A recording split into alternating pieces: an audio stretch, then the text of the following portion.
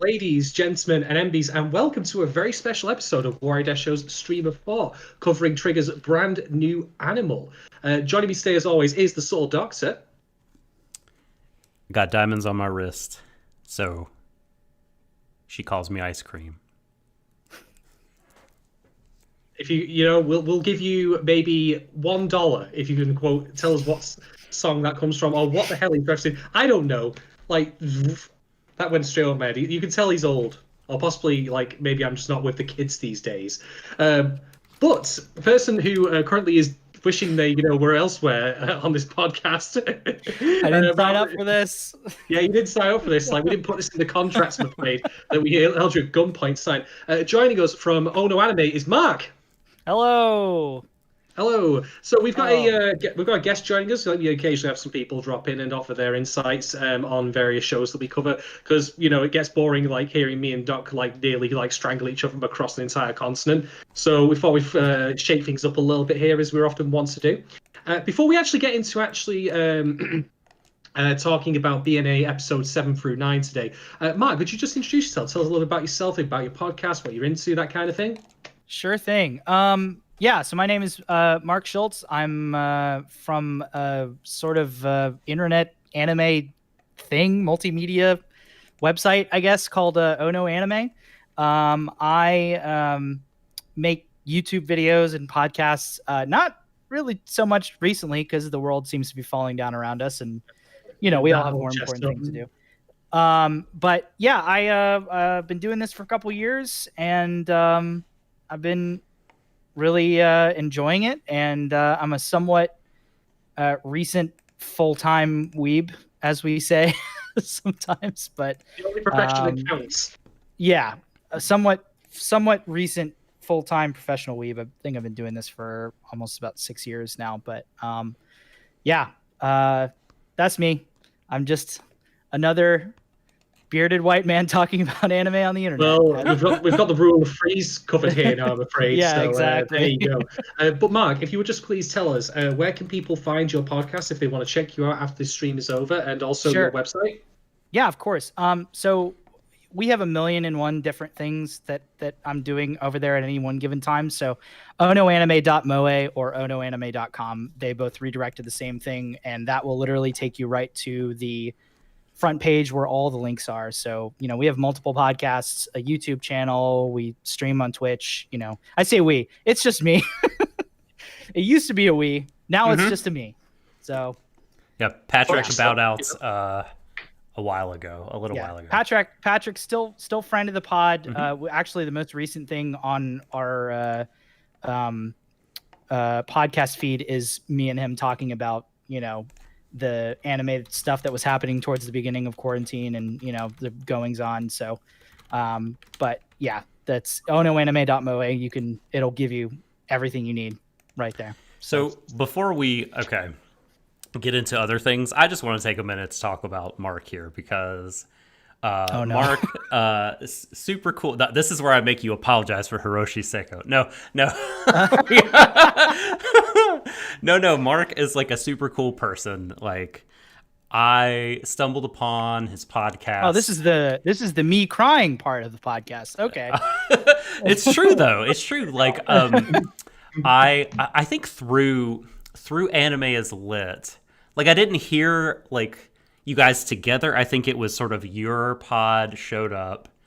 Ono Anime showed up in the similar, if you like this, listen to this part of iTunes or whatever.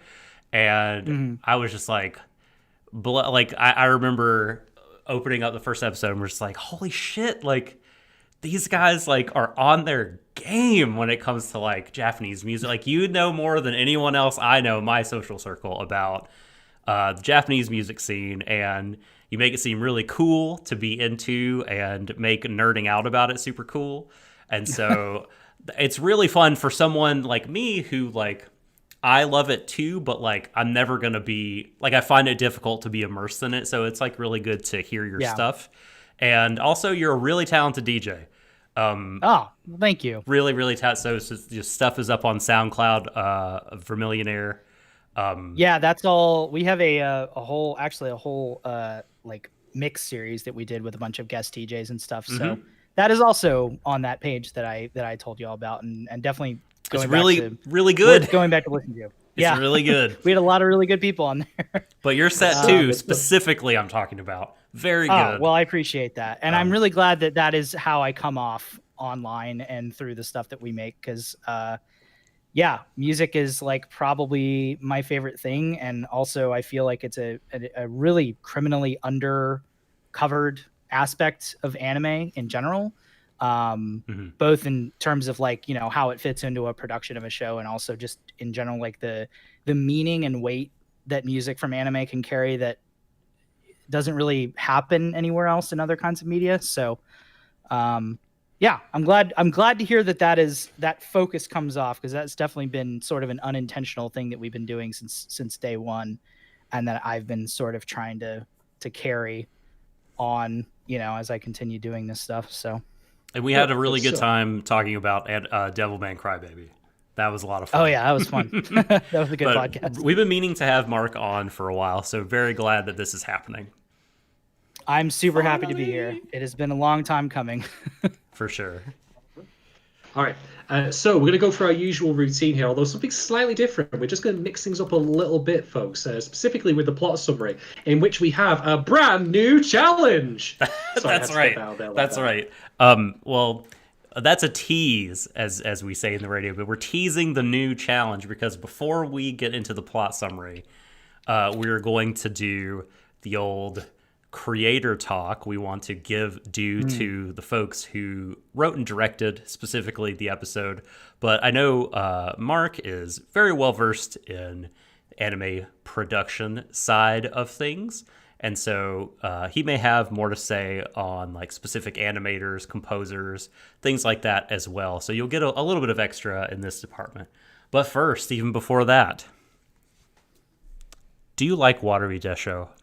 A very bad anime podcast, which the badness can be part of the appeal and the goodness. Just to tell you, Marc, as well, like fingers on the button here, like it's the eject thing, you know, just warning you. Do you like it? You can be as honest as you like, my friend. No. I'm speaking to the audience. I would never. I'm speaking to the audience here. Because if you enjoy it, you might think about doubling or even tripling your enjoyment by heading on over to patreon.com/waruideshou, WARUIDESHOU, and checking out our offerings there. The stream we're doing now, of course, is free to all the brand new animal chatter and discussion. But if it's just not enough for you once every 3 weeks to hear us talk about BNA, we're also discussing Rakugo Shinju. And we're also discussing the currently airing Decadence, as well as doing more in-depth podcasts on full shows and other bits and bobs. But head on over there, see if there's anything that you like. And if you'd like to support us, please do. And if not, totally fine as well. Wanted to get that plug out of the way before we now talk about the episodes proper. So we're going over episodes 7 through 9. This is our third of 4 BNA podcasts. So, brand new animal. We have already talked about, of course, the sort of people that are at the very top of the tree creatively doing the oversight, your Kazuki Nakashimas and Yo-Yo Shinaris. So we're going to talk about the directors and script writers for this set of episodes. So director of episode 7 will be Masahiro Otsuka. And Marc, does this name ring a bell to you? It does. I'm what's our source on this? Because I'm looking at ANN and Me too. Oh, okay. I'm sorry. It's Masahiko. My fault. Yeah, That's no, and it's also tiny font. I was confused. It's Masahiko. the episode 7 directorial duties are apparently split between 2 people, because I also have Motomasa Maeda. Who you're is right. listed here. I don't know what they did. It's a very small. It small looks like they're CV. probably. Yeah, it's looking like they probably were the production assistant and somehow ended up getting listed as as the director. Yeah, as yeah. the director. Directors. Well, clearly you had one director handling one of the flying beastmen, and you had one director handling the other flying beastman. There you go. Yeah, exactly. Yeah, Masahiko Otsuka. Boy, what can you say about him that hasn't already been said? I mean, he's the president of Studio Trigger. He's a longtime Gainax veteran. He directed episodes of Die Buster and Fully Cooley that people love. Yeah, he's a pillar of the like sort of post Gainax anime scene. You know, between essentially like one side is Trigger, the other side is Kara. He is, some would say, literally the figurehead of the Trigger side of things because he's the president of the company. But he also, you know, he still does a lot of work, which is atypical and really cool. So, I see. Yeah. He also took one for the team by putting his name on When Supernatural Battles Become Commonplace. Well, I think that was more by. That was it's weird. I still don't really understand why he directed that show. But, so yeah, chief director. He probably more of an oversight thing, like, hey, I'm just here to keep everybody on it. And then, but he also was the head writer for that, and wrote 7 of the scripts, which is just weird. That was their first adaptation as a studio. So I would not be surprised if they put an almost abnormal importance on trying to get that thing right. And, you know, the source material is definitely something that, you know, right. Yeah. It's like it's not their fault. Also getting it wrong. It's not their fault for sure. It was a cool looking show.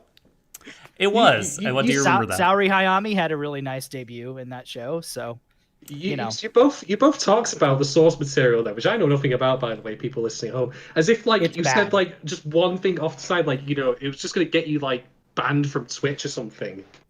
The source material, yeah, I mean, it's, you know, it's a cheap light novel series. What are you going to do? You know, someone's sending me for Christmas then as my call for this year. Thanks very much. Yeah. Oh, great. Wonderful. Read that on air. So anyways, we go from the bridge between Gainax and Trigger to the director of episode 7, who we've already talked about, Noboru Furukawa.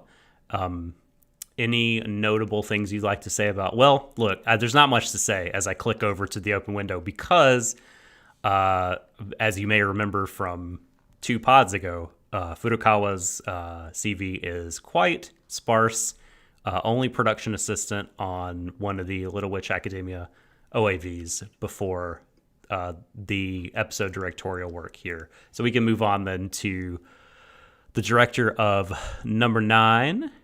And why am I not finding? That's Sayori Den.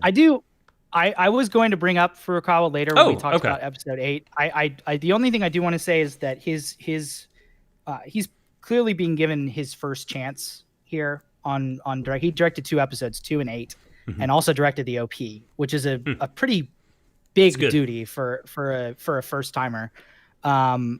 So I think it's really illustrative of the idea that this is sort of like, it's sort of weird for Trigger because they have their big productions with their big people at the head, and then they have their smaller productions with their sort of B team people at the head. You know, big stuff being like Kill la Kill and Promare and Little Witch Academia and stuff, and then they have stuff like Gridman and, you know, the aforementioned When Supernatural Battles Become Commonplace and Ninja Slayer and, like, you know, weirder, smaller things that are, you know, maybe have less of a focus on them.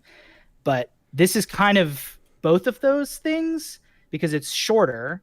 It's got Yo Yoshinari and Nakashima attached, but it also has a ton of new talent that is proving themselves for the first time. So as well, so you'd expect to bring in some of the bigger guns, but apparently not, by the sound of it. Or at least I mean, less. they definitely have some big name. I mean, obviously the president of their company is directing episodes for this show, so it's not all, you know, newcomers, but there are a good amount of newcomers. Even, you know, by Trigger's standards, Trigger's is a very young studio. You know, a lot of people that work there are newcomers just by way of working for a studio that's only like, you know, I think just under 10 years old at this point. But the 10th anniversary was it last year?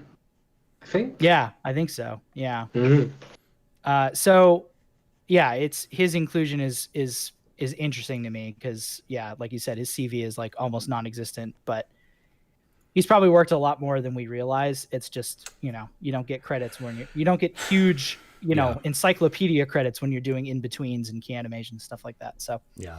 Especially when you're an up and comer, and it seems, Yeah, I for guess sure. I guess generally seems like a smart way to do the kind of integration of new voices and new people and ideas, right? Is like have yeah. your Yo-Yo Shinaris at the top and let them Yeah. kind of guide the new people as It they is work on these it projects. is exactly the same way that Gynax worked and why they turned out to be such a interesting studio that was sort of a mill for talent, which was them giving chances to people, and it's essentially just throwing pasta against the wall and see what sticks.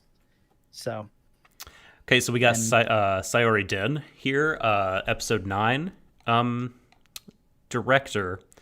And Den is a person who looks like that their like forte is key animation. I'm seeing a ton of key animator credits, and on stuff that is not Trigger Gynax, like a lot of it is from maybe A1, maybe other places. But popular stuff, like good stuff, like MMO Junkie, Samurai Flamenco, there's Pokemon, there's some Blood Blockade Battlefront stuff. So what's your read on them?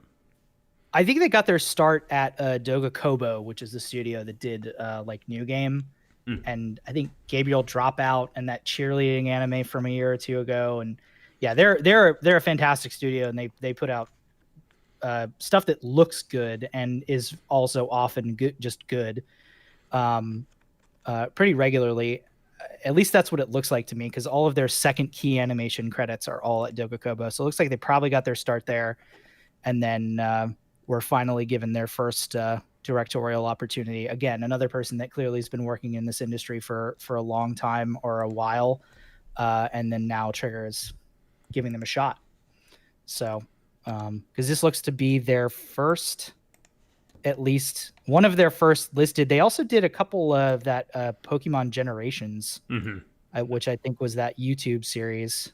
Netflix, from I think. Well, Netflix over here. Yeah. I don't know how it debuted, Dude, but these Pokemon limited run things run together so much in my head. There's so many of them. My Watch them all. kids love the shit out of that Generation show. My 5-year-old has watched it like at least 3 times from beginning to end. Adores that one. Yeah, for so some it looks reason. like outside of being given the opportunity to direct a couple of episodes of Pokemon Sun and Moon and Pokemon Generations, they also worked on Alicization, the Sword Art Online, the newest arc of that, as a episode director. It looks like this is one of their first BNA is one of their first shots at episode direction, and looks like they storyboarded and also animated on this episode too. So yeah, not a name I know, but that's for a reason. They're pretty new. So script wise, we have actually touched on before the 2 names that are responsible for writing 7, 8, and 9. Right. Kazuki Nakashima, of course, is the head writer. But I will give Mark some runway to sing the praises of Nakashima. Yeah, Nakashima. I mean, again, what can be said about the man that hasn't already been said? I'm sure, I think he's finally having his moment in the sun, having written Promare, which was about the most unexpected success I could have ever possibly given, especially for an original film, which is like, you might as well already have an arrow through the heart in terms of your chances for widespread success in the United States when something is getting like limited release for only 2 days and it's completely in a completely original property, even with those big names attached. So I think thankfully everybody knows who Kazuki Nakashima is now because of Promare. So he's definitely one of my favorite writers that's working in the scene today. He has a really unique, interesting, very intense, very opinionated voice, and he's also just like genuinely one of the goofiest guys every time that they wheel him out at a Trigger panel when they're announcing something or whatever, he is just the most insane man. I really appreciate it. That's my take on it. That rules. Yeah. And then episode number 9, written by Kimiko Ueno. Right. I don't really have a whole lot to say about her. I mean, she's looks to be a fairly new presence in the like anime writing scene. Most of her credits are almost entirely stuff from the last 5 or 10 years. Yeah. She did write a bunch of episodes of the second season of Space Dandy, including Yes. the first episode, which is easily one of the funniest episodes of anime I've ever seen in my life. So she clearly has some chops. For sure. And I respect her for that. Dino Girl Galco is another thing that my daughter really likes this. And the fact that she's the head writer for that is super rad, and that she's working on BNA and also Carol and Tuesday. A ton, like half the scripts were written by this person. So clearly talented. Yeah, for sure. Okay, so those are the writers, directors, the creative voices in that arena. But Marc, are there any other production notes or personalities that you wanted to touch on for, like? And I guess, since you haven't been here, there might have been some that worked on earlier parts of the show, or just kind of the show as a whole. Like, who would you like to shout out here for us? So yeah, definitely one person I want to draw attention to, which I might have come up already. I don't know, but is Mabanua, who is doing the music for the show. Almost everybody that knows that name already knows it from Megalobox. That was his sort of breakout soundtrack. He actually has done some work with Yoko Kanno in the past. He did some tracks on Kids on the Slope, the jazz anime that her and Watanabe did a while ago. Good. He's done work on a couple different things, but that was his first sort of solo. I say solo work. There was other people that worked on it, but he was the principal composer for Megalobox, and that was really the thing that exposed me to his work in a big fashion for the first time, and I was just absolutely blown away by it. I really healthy appreciation for hip hop demonstrated in that anime, especially Japanese hip hop that I don't think I've ever seen before, except for another anime from that year, Devilman Crybaby, which had actual Japanese rappers starring in it, that was a good year for me. But rest in peace, Rap Boys. Yeah, exactly. But yeah, I think his work on this show is really interesting. I don't know if I could say that I even like it as remotely well as Megalobox, but that's a really hard proposition, because it's almost impossible to beat for me in terms of the soundtrack of that show. But comparison, arguably, depending on how you want to look at it. Yeah, it's definitely very different, his work in this show than it was on Megalobox, and I appreciate why. I mean, you can't have a gritty street sound for a show that like this, but I'm sure I'll have more to say about it as we go through the pod. But that one, and then I want to talk about Yusuke Yoshigaki, who is the character designer for Brand New Animal. I don't know how much you guys have talked about him. We have not in previous episodes, but he is the character designer for Black Rock Shooter. But the Shadon's favorite anime. Yeah. Well, I could tell you guys, he was also the character designer for everybody's favorite anime, a little show called Ninja Slayer from Animation.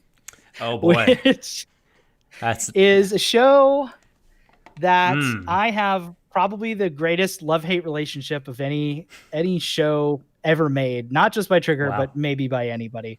But I will say the one thing I do think is genuinely good in that show is the character design. So he, and the same could be said for this show. And I'm, separated from the art, I think the character design is very good, and pretty much everything that he's done. Space Patrol Ludico also, it looks like. Yeah. Rad. Fantastic design on that.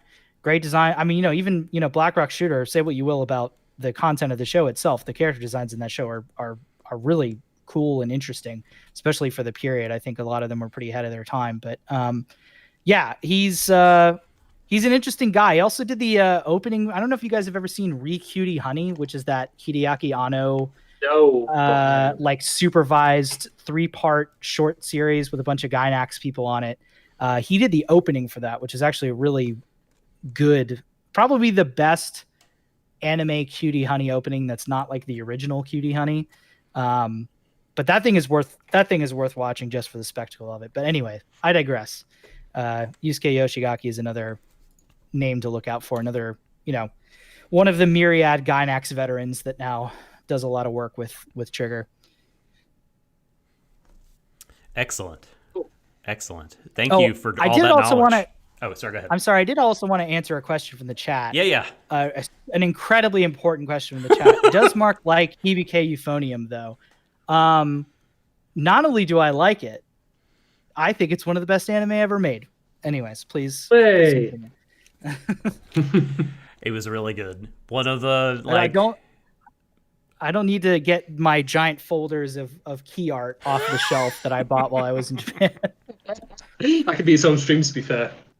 Yeah. That show is the one that for me really solidified my appreciation and interest of Kyoto Animation. I mean, I was totally aware of them before, but I had never really been super interested enough to check out their work very much. Not as a this sucks or whatever, but this is maybe not for me. But boy, Euphonium really turned me around on them, on appreciating them, and I feel like it's one of the biggest anime of the last decade for sure. Yeah, it is. Sometimes I forget how ridiculously popular that show is in Japan too. It's not by any means the most popular show at any given time in the U.S. or anywhere else, but that show is institutionally big in Japan in a way that really kind of shocks me, honestly. But I was also in band in high school and college, so I have an unfair advantage for liking that show. But there you go. Yeah, I just wanted to answer that question because I saw it pop up 15 minutes ago. I was like, all right, I gotta wait for the best point to answer this. But it would have come back with a vengeance, that question, if you hadn't answered it, to be fair. Exactly. So now we're gonna play that really fun game that we teased called Shadon summarizes episodes 7 through 9 in 2 minutes. Shadon, are you feeling ready? About as ready as I'm ever gonna be. I mean, you've already actually off-cast told me that I can't say certain things. So you've already laid down the gauntlet. I've not censored you. I've said you cannot merely give a one-sentence mic drop because that will just kill the bit dead. So. Oh god! I thought this was meant to be a time trial where the quicker you do it, the better. I was going to have records each time. The public-facing side of it is, but behind the curtain, that what would really help the people and not help the people, but entertain them, I think is what just you struggling to do it right up until the deadline here. So, if you're ready, if you have your water, if your brain is right. I don't need no water for this. Okay. I'm ready. All right. So. All right. Give me a countdown. All right. 3. So I've got time dot is up. I was rushing to get things ready for the stream, and obviously, as you could probably tell, I've had some technical problems with the YouTube side of things, so I wasn't able to get a visual for the timer. But I've got time dot is up. I'm going to count you down here. 5, 4, 3, 2, 1, go.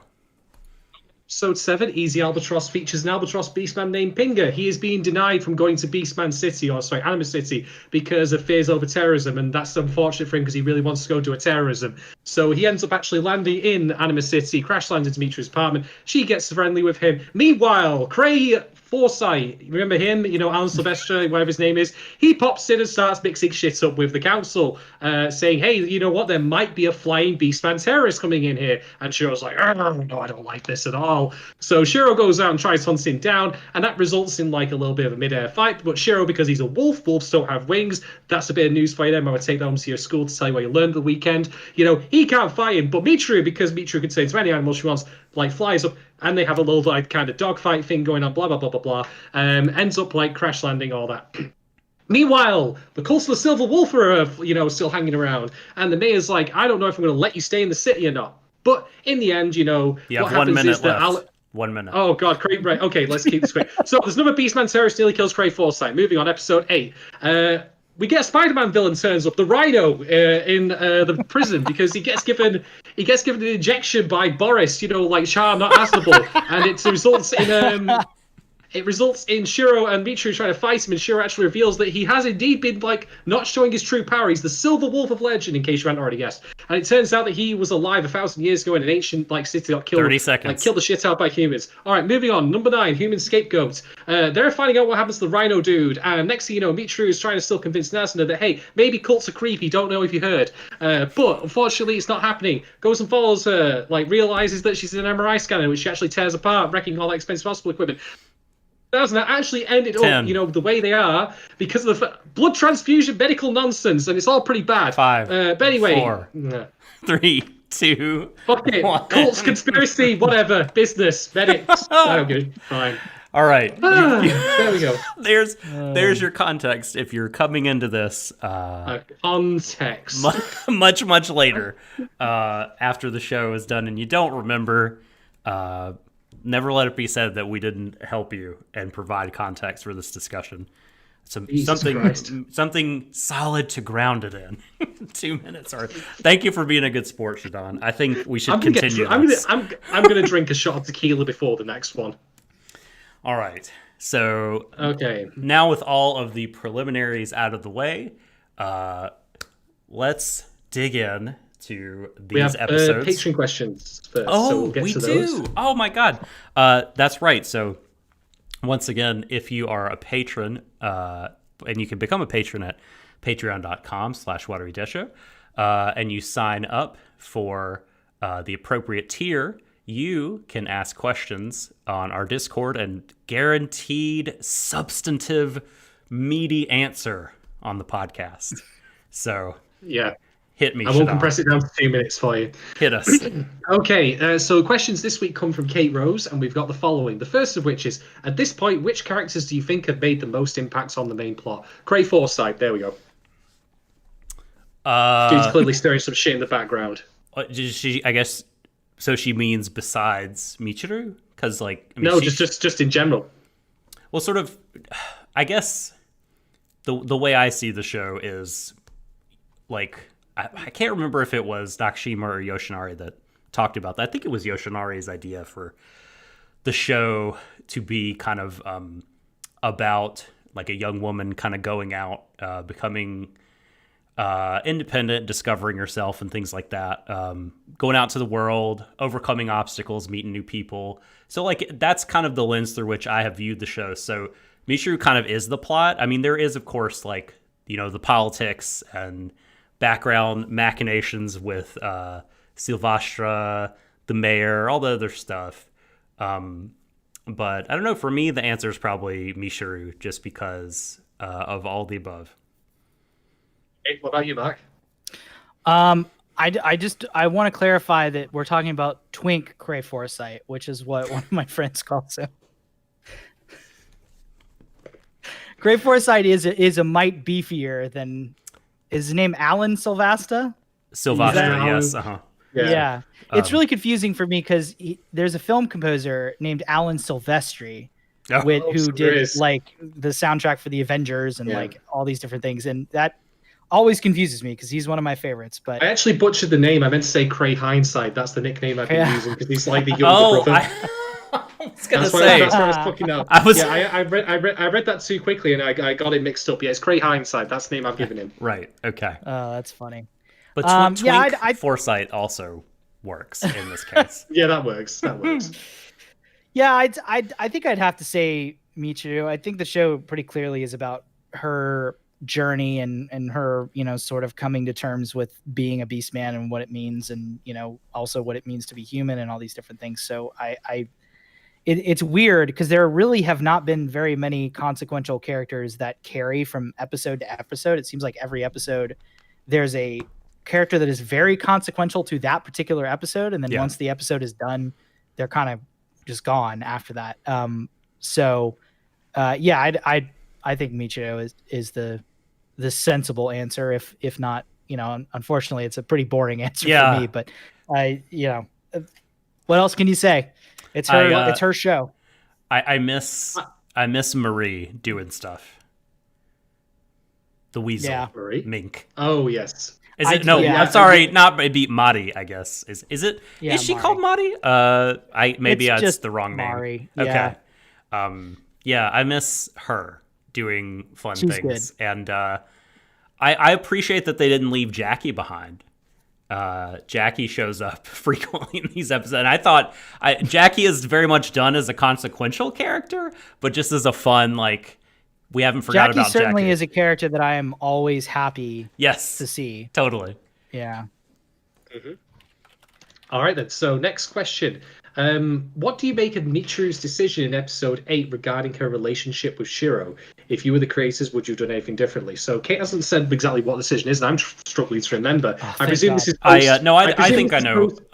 It's post-revelation about him being the Silver Wolf, if I had to guess, and what was said there. So Kate is in chat now, so tell me if I'm wrong on my guess here, Kate. But I believe she is talking about Michiru's decision to kind of continue living at treating Shiro as the person she knows that's like the gruff, rough and tumble detective, protector of Anima City, kind of ordinary person, her friend, rather than the Silver Wolf, like demigod of legend, like, and just kind of putting that on the back burner in her mind and kind of living as if she doesn't really have to like acknowledge that. Am I off base here, Kate? I think that's the decision. I last watched these episodes last week, and I don't remember having any all the points I'm going to have to bring up later are related to wider stuff. I don't really have much to say about character stuff in these episodes, saving how it relates to the wider politics and what's going on. But I don't remember much about the specific thing that was mentioned with Shiro. I know that was it something to do with the fact that don't tell anyone or something like that? Was it? I don't. Well, I really can't recall. I mean, she said she wouldn't tell anyone, but that didn't really feel like a decision. Okay, so Kate on chat says on point that I'm correct in my assessment.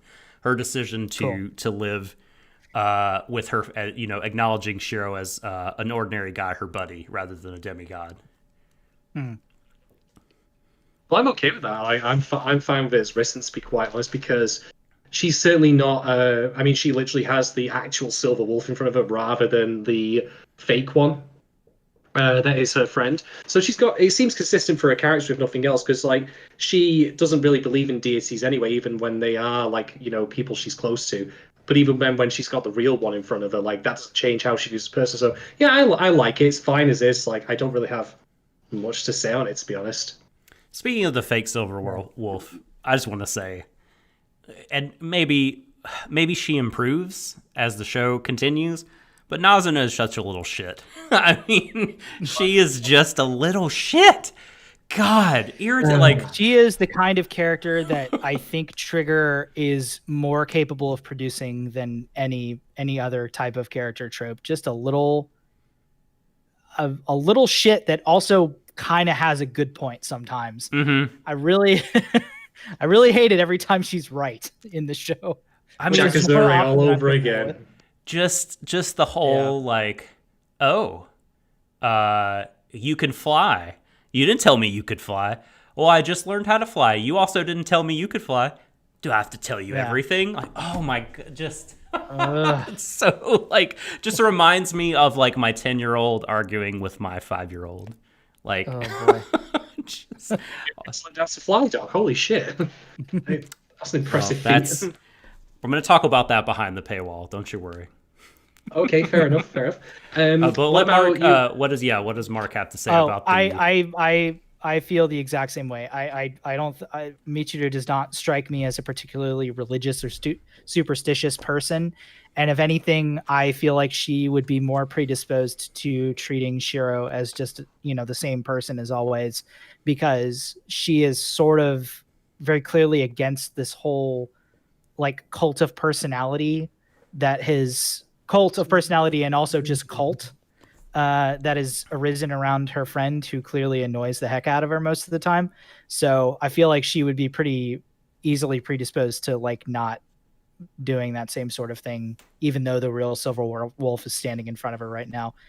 I mean, like, I think maybe if she didn't know Shiro beforehand, she might feel differently, but since she's already used to it, she seems like a pretty pragmatic person at times when it comes to relationships. So this seems like the most. It seems to make sense for her character, for me.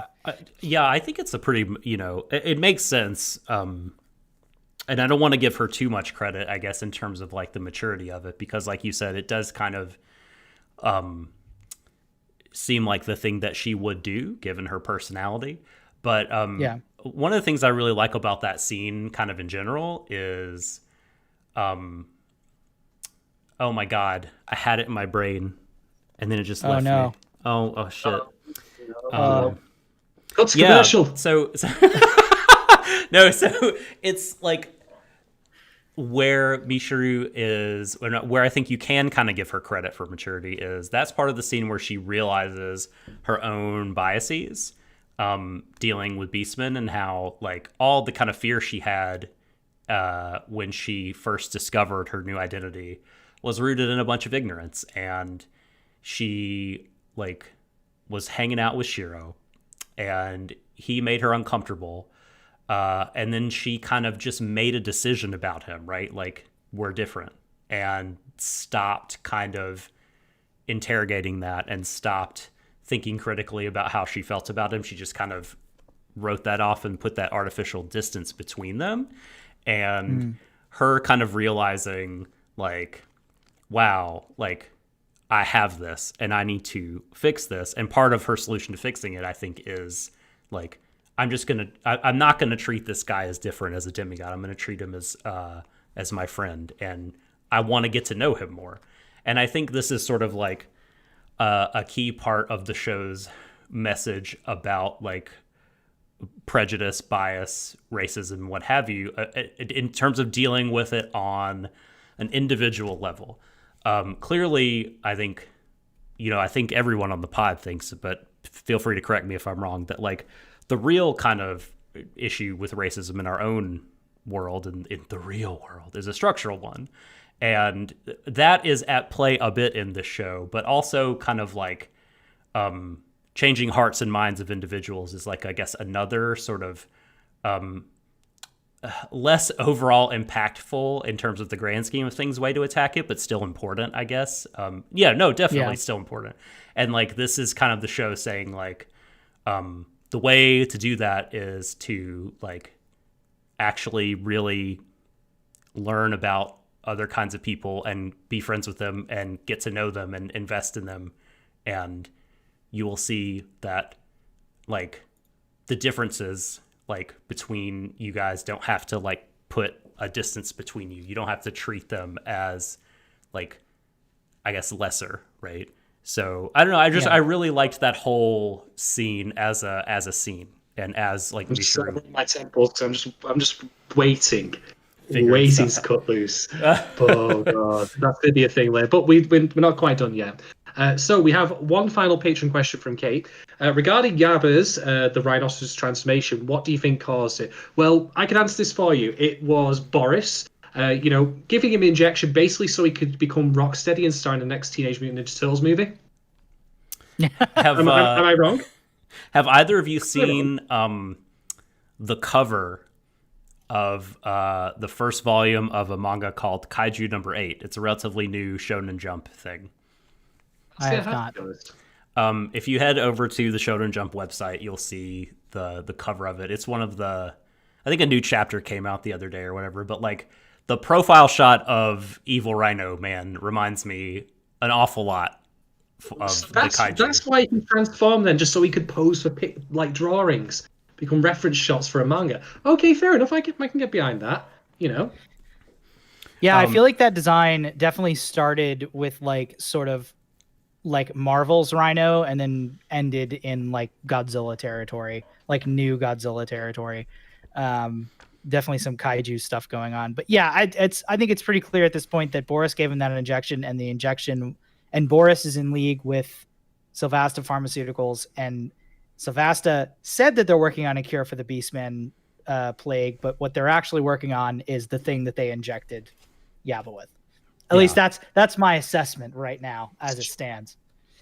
I follow that as well. I guess it's at the end of 9 where Alan is meeting with someone and says like, "Hey, I got something for you, government agent man." It doesn't happen, but I just imagine him pulling out a case. Oh no, he's got like the shaving foam carrier from Jurassic Park that Nedry had. Yes, exactly. Yes. So Boris is just Newman. He really is at this point. Even though that character's name BNA. in Jurassic Park is not Newman. No. Just how Newman. That'd be a great sequel though for BNA as a series. Like if there was like an Neo-Anima City, but it's got dinosaur people in it. If the end of the show is just them losing the fight and then Beastmen all became kaiju and then they had to put them all on an island. Oh my god, that's some Nier Automata shit. It is. It truly is. That character is called Stan Bodlak in Jurassic Park. I'll have you know. Don't besmirch the name. Such a memorable name. Who could ever forget it? I didn't forget. We don't stand him. That's for sure. Yeah. Oh, hey. Hey. So I was a dinosaur kid, and I really loved Dilophosauruses as well, and so that scene like burned up here into my brain, right? Because how was I, like 9 years old, I guess, when I saw it in the movie theater? But like, it's like, wow, holy shit, it's like the Dilophosaurus, so cool. And so I remember this character because he got spit on, and that's how he died. Do you reckon Nietzsche will, in the final 3 episodes, develop the power of the Dilophosaurus and just have this massive fanning frill? Yeah. I mean, if she thinks hard enough about it, who can say what will happen, right? Well, to be fair to Nietzsche, like she does on her own initiative remember, oh yeah, I bet a dude was a chameleon. Maybe I could be a chameleon.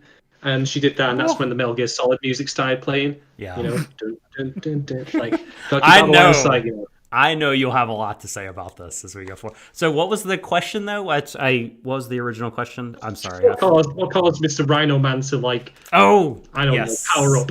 Yep, I think it is weapons testing by the wonderfully named Cliff Boris. He's a dollar store Zex Marquise as well. So. Yeah, he really is. I mean, what ultimately it's the name of, like, we don't know yet. I'm sure we'll find out. Weapons testing to me, possibly. Yeah, that sounds about right. We'll find out. Right. Maybe it's just mad science. Maybe it's just for shits and giggles. I don't know. I'm sure we'll see. It's not for shits and giggles. I'm confident. Although I have to say, the fact that it seems to be leaning more on the mystery rather than like tying into the main plot right now in of itself could be a little bit of a problem, because like we're getting to the end game now, and I haven't a fucking clue what happens next. Like it's just shit's going down somewhere. We've got Cray Hindsight mixing shit up and selling shit to presidents. I'm like, okay, cool, whatever. Being duplicitous. Do we have any more? That's our word of the day. Ding, ding, ding, ding. Sorry. Do we have any more patron questions? We do, but they're actually for the next batch of episodes, so we're gonna have to wait. Okay. You're gonna have to stay tuned for a whole 3-4 weeks. Three weeks. Don't turn off your PCs in that time. I'm sorry to say, but yeah, thank you very much to Kate for throwing those questions our way. If you are one of our patrons, or indeed if you do want to become a patron, ask us questions as we go along.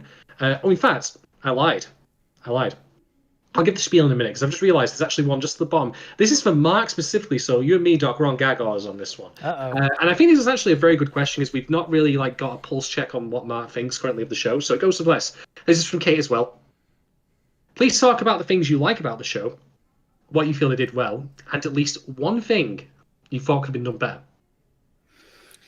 That is a very good question. So far, I really like I just like the way the show looks. I really like the color palette that they've chose to use. I think the character designs are good. It is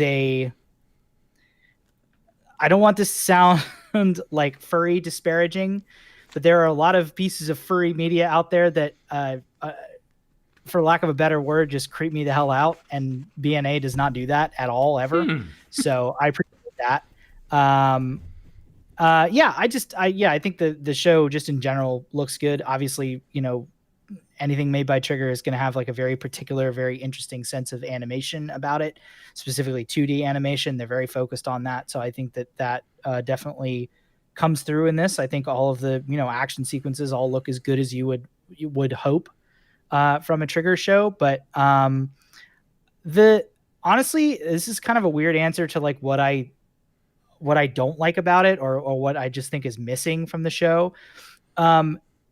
Up until this point, Trigger has made a name for themselves as a pretty subversive anime studio. And I don't mean that in like a political sense or in like I mean it essentially in like an anime industry norms sense. They have done something weird or interesting production wise, or, in that field basically since their inception. Either if it's like how they're getting money for something by like crowdsourcing funds for Little Witch Academia 2, which was like I think one of the first times that an anime studio ever did that sort of thing. Or in the example of like Ninja Slayer, they had 26 different endings, one per episode, all done by like weird underground Japanese punk bands and metal bands, and like there was even one by BNA, and they partnered with a couple different record labels for it, just that sort of thing. And I feel like we're now in an era where not necessarily that they're not doing that anymore, because I do definitely think that even though Promare is definitely one of their biggest, easily the biggest mainstream success that they've had to date. It got more eyes on the studio and their work than anything else that they've done previously. I do think that their work with CGI in that movie is incredibly interesting and not like normal for the anime industry. In that they did it well, which is like it doesn't like ours, basically. Yeah. It looked absolutely fantastic and was definitely doing stuff that I don't think I've ever seen modern anime CGI do. It really reminded me of like the early days of CGI in anime, where stuff like Metropolis and Ghost in the Shell 2 was coming out, where they just like didn't even try to make the CGI look like it fit with the 2D animation. Whereas this was, it was sort of a similar thing in that vein. So I think that is definitely subversive in and of itself. But BNA doesn't really have that for me. The most subversive thing that I can think of about the show production wise is that the ending is an R&B song. Like that's about all I could think of. And the thing with anime that are directed by Yo Yoshinari usually is that they're the more normal ones of the Trigger. They're easily more the most normal for Trigger. Yeah, they're the most accessible. If you think about his works in the past, Little Witch Academia in all of its different forms, and now this, it's extremely accessible. It's extremely like easy to watch. It's charming in its own way, but it's not like particularly, the incredibly bombastic work of someone like Hiroyuki Imaishi, or the outright psychotic type of stuff that Akira Amemiya makes. So yeah, I think, BNA is I'm hoping that it's not a trend is all I'm saying, because I really do enjoy Trigger's work, because they really go out there stylistically a lot of times. And BNA is probably the most normal thing I've ever seen them make.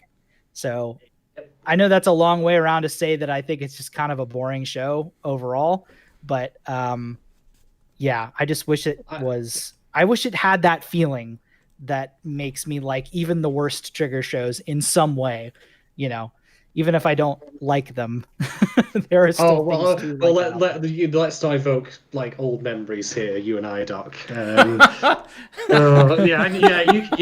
Please don't say the cursed words. Like, that's the kill phrase for this stream. If you say them, it just shuts it off, and that's. I'll just say A1 and leave it at that. Yeah.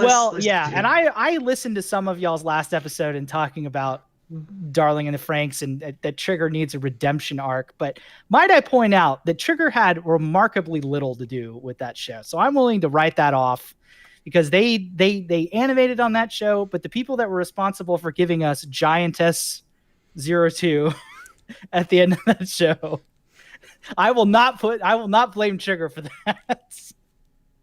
Even if they might have animated, they had no choice. Cool, man.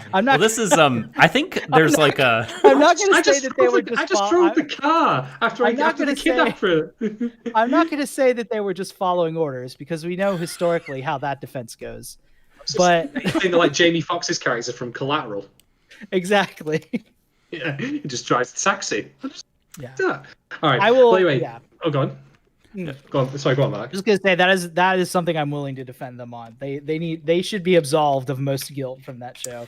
I have kind of accepted that and made peace with it, and so the redemption arc thing is like, so at the time, like we were coming off Franxx, and then Shadon did not like Gridman the first time he started to watch through it.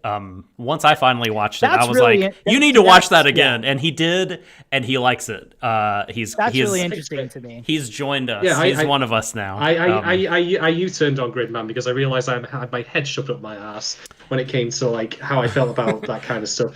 So that was the whole like, so I think those feelings that you had like kind of internalized it as like Trigger sort of downhill. And before that, I mean, you hadn't seen Ludoco. I don't know if you've seen any of the stuff that they've made between Kill la Kill and Franxx.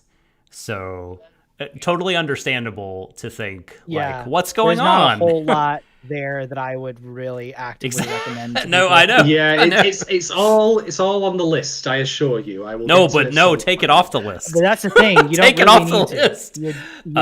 You don't really need to. I mean, there's a lot there that I enjoyed for different reasons, but not anything that I would ever like actively suggest that anybody really watch. I would just say Ludoco, but yeah, Ludoco's fantastic, and it's also like maybe the most meta I've ever seen an anime studio get about their own work. It's really funny. It's very self-referential. Yeah, it's a really it's among their most charming shows, I think, in terms of just like how it's presented in characters and stuff. And the fact that they can squeeze so much into 5-minute episodes is really fun and interesting. And Shadon being a fan of the Hideyuki Imaishi kind of voice in Trigger, I think that's the one. It is the one for you for me to at least. See of that period. The Imaishi cross Nakashima combo is to me one of the most powerful duos in anime today. So it has not failed so far for me. I think back of. Even back to like Gurren Lagann. I mean, obviously that show has aged pretty poorly, I think, in a lot of ways. Oh, no, really? I haven't seen it in a while. Oh, yeah. Well, especially compared to their most recent works, you definitely see a lot of character development going on with those two, especially with Nakashima's writing voice and how he tends to write. I wouldn't necessarily say that there's a whole lot of evolution with Nakashima and how he tends to write women, but let's just say that he doesn't tend to actively dunk on them in his scripts anymore, which to me is an improvement. Can I just say, Marc, like you have hit on probably what is going to be the big theme of how I feel about BNA, unless it U-turns in the last couple episodes, which is I don't think they meant to dunk on them. Yeah. But... Yeah. Anyway, that brings us to the end of our questions. So thank you very much, Kate. And again, if you just to pick up where I left off before on our little plug here, if you do want to ask us questions about shows we're covering, be it BNA, be it about Decadence, be it about Showagara Horashinjo, and hey, maybe you want to even play a part in picking whatever shows we cover next season, then get yourself over to patreon.com/Warui Deshou. Give yourself as little as $2 a month, and you get yourself in there to our Discord. $3 or more gets you access to question privileges. So feel free to do so. You can ask us anything you like. Yeah, you know, you can ask anything you want. Doesn't mean you have to give a serious answer to it, but we'll give it a shot. So get on there, check it out. Play for great benefits as well. Yep, we have tiers for every budget. For a $5 a month gets you everything we do. So, all right, Shadon, I know he is chomping/champing at the bit to unleash on this set, but no immediate gratification for you. You're going to have to wait because we're going to take a very quick break and be back right after this.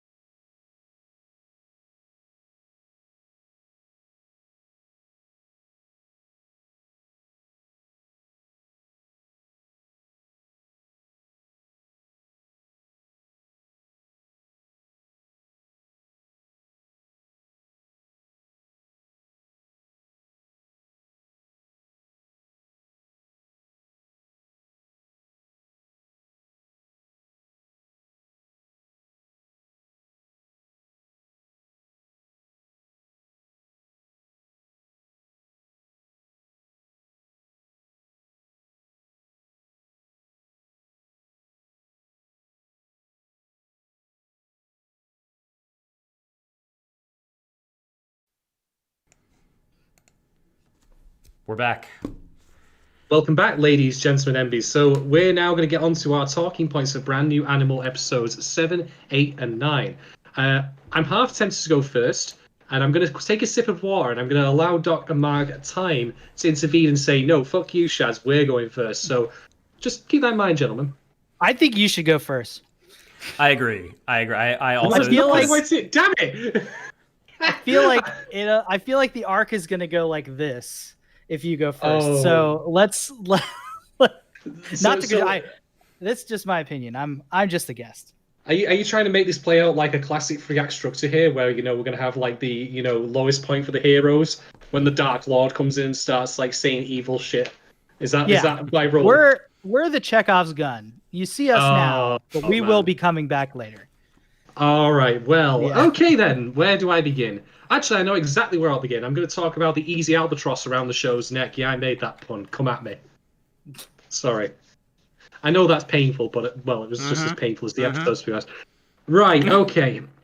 I need to preface this with a couple of things, as I am often want to do. One of which is firstly a bit of context I don't think was mentioned in my 2-minute abridged, YouTube video, like Dragon Ball Z, like abridged thing, like I did as a summary of these episodes. So there are indeed 2 Birdman terrorists going to Anima City, but as it turns out, their arrival in Anima City is completely coincidental. They're not related to each other. They're not doing the same operation. One of them, Pingu, is going for his own reasons, and yes, he's called Pingu, so he's newting his way all the way to do a terrorism. There we go. It Pingua? Pinga? Yeah, I think it's Pinga. Pinga. Yeah. They say it Pinga. Pingu. Pingu, yeah, The greatest Pinga, anime Pingu. ever. It's such a good anime. All the best anime explanation. I always knew Pingu was going to turn out to be a terrorist. I'm just saying, right? I knew he was going to throw a Molotov cocktail at someone and blow up a bank. That's the gritty post 9/11 reboot of Pingu. he's the new cover art to a Rage Against the Machine album. Anyway, so point being, Pinga, or whatever his name is, he's going there for his own reasons. But there is a separate Beastman terrorist whose name I don't remember. He's like a famed assassin. And basically... the Meteor. Shiro... The Meteor, yes. Shiro hears about an arrival of a Beastman terrorist, a flying one, not the specific one, mind you, from Cray Hindsight, Alan Sylvester.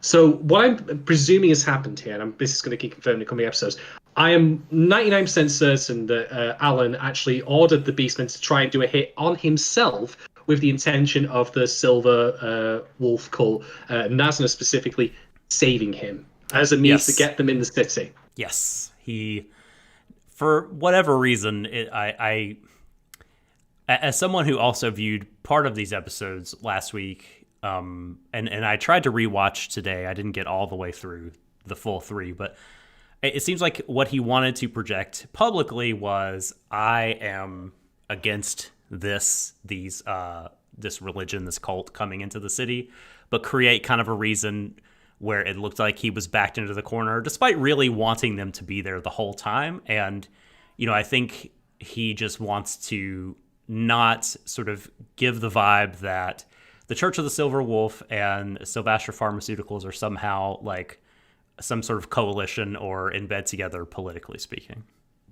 Yeah, he's essentially playing them. There's like a long Batman villain game going on here, really, and that's neat and all. But anyway, that's besides the point. 40 besides the point. Chess by the pharmacy. Yeah, there's some chess game going on here.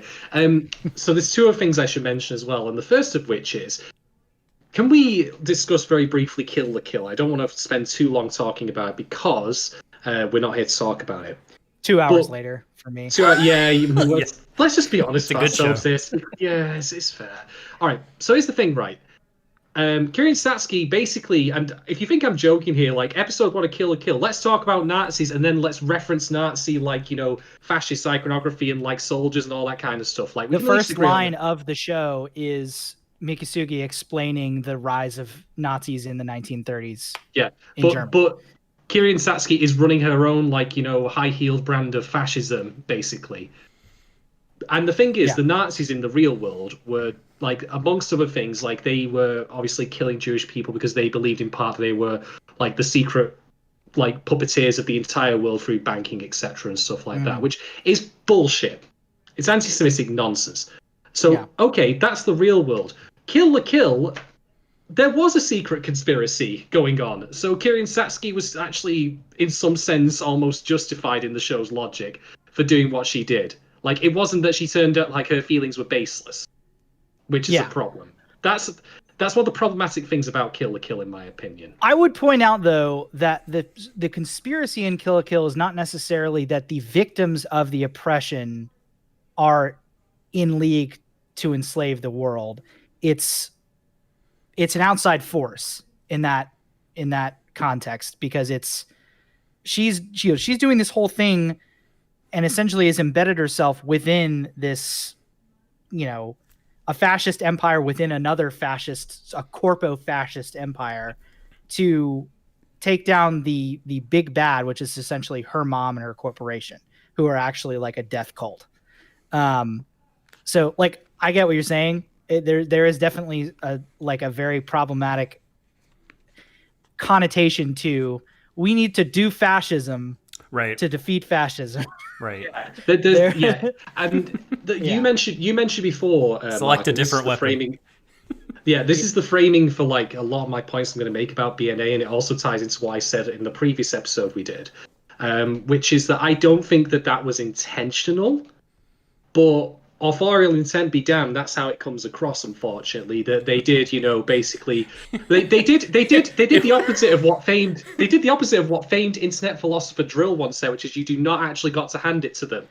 It was just meant to be a blazing transfer student reference. We promise.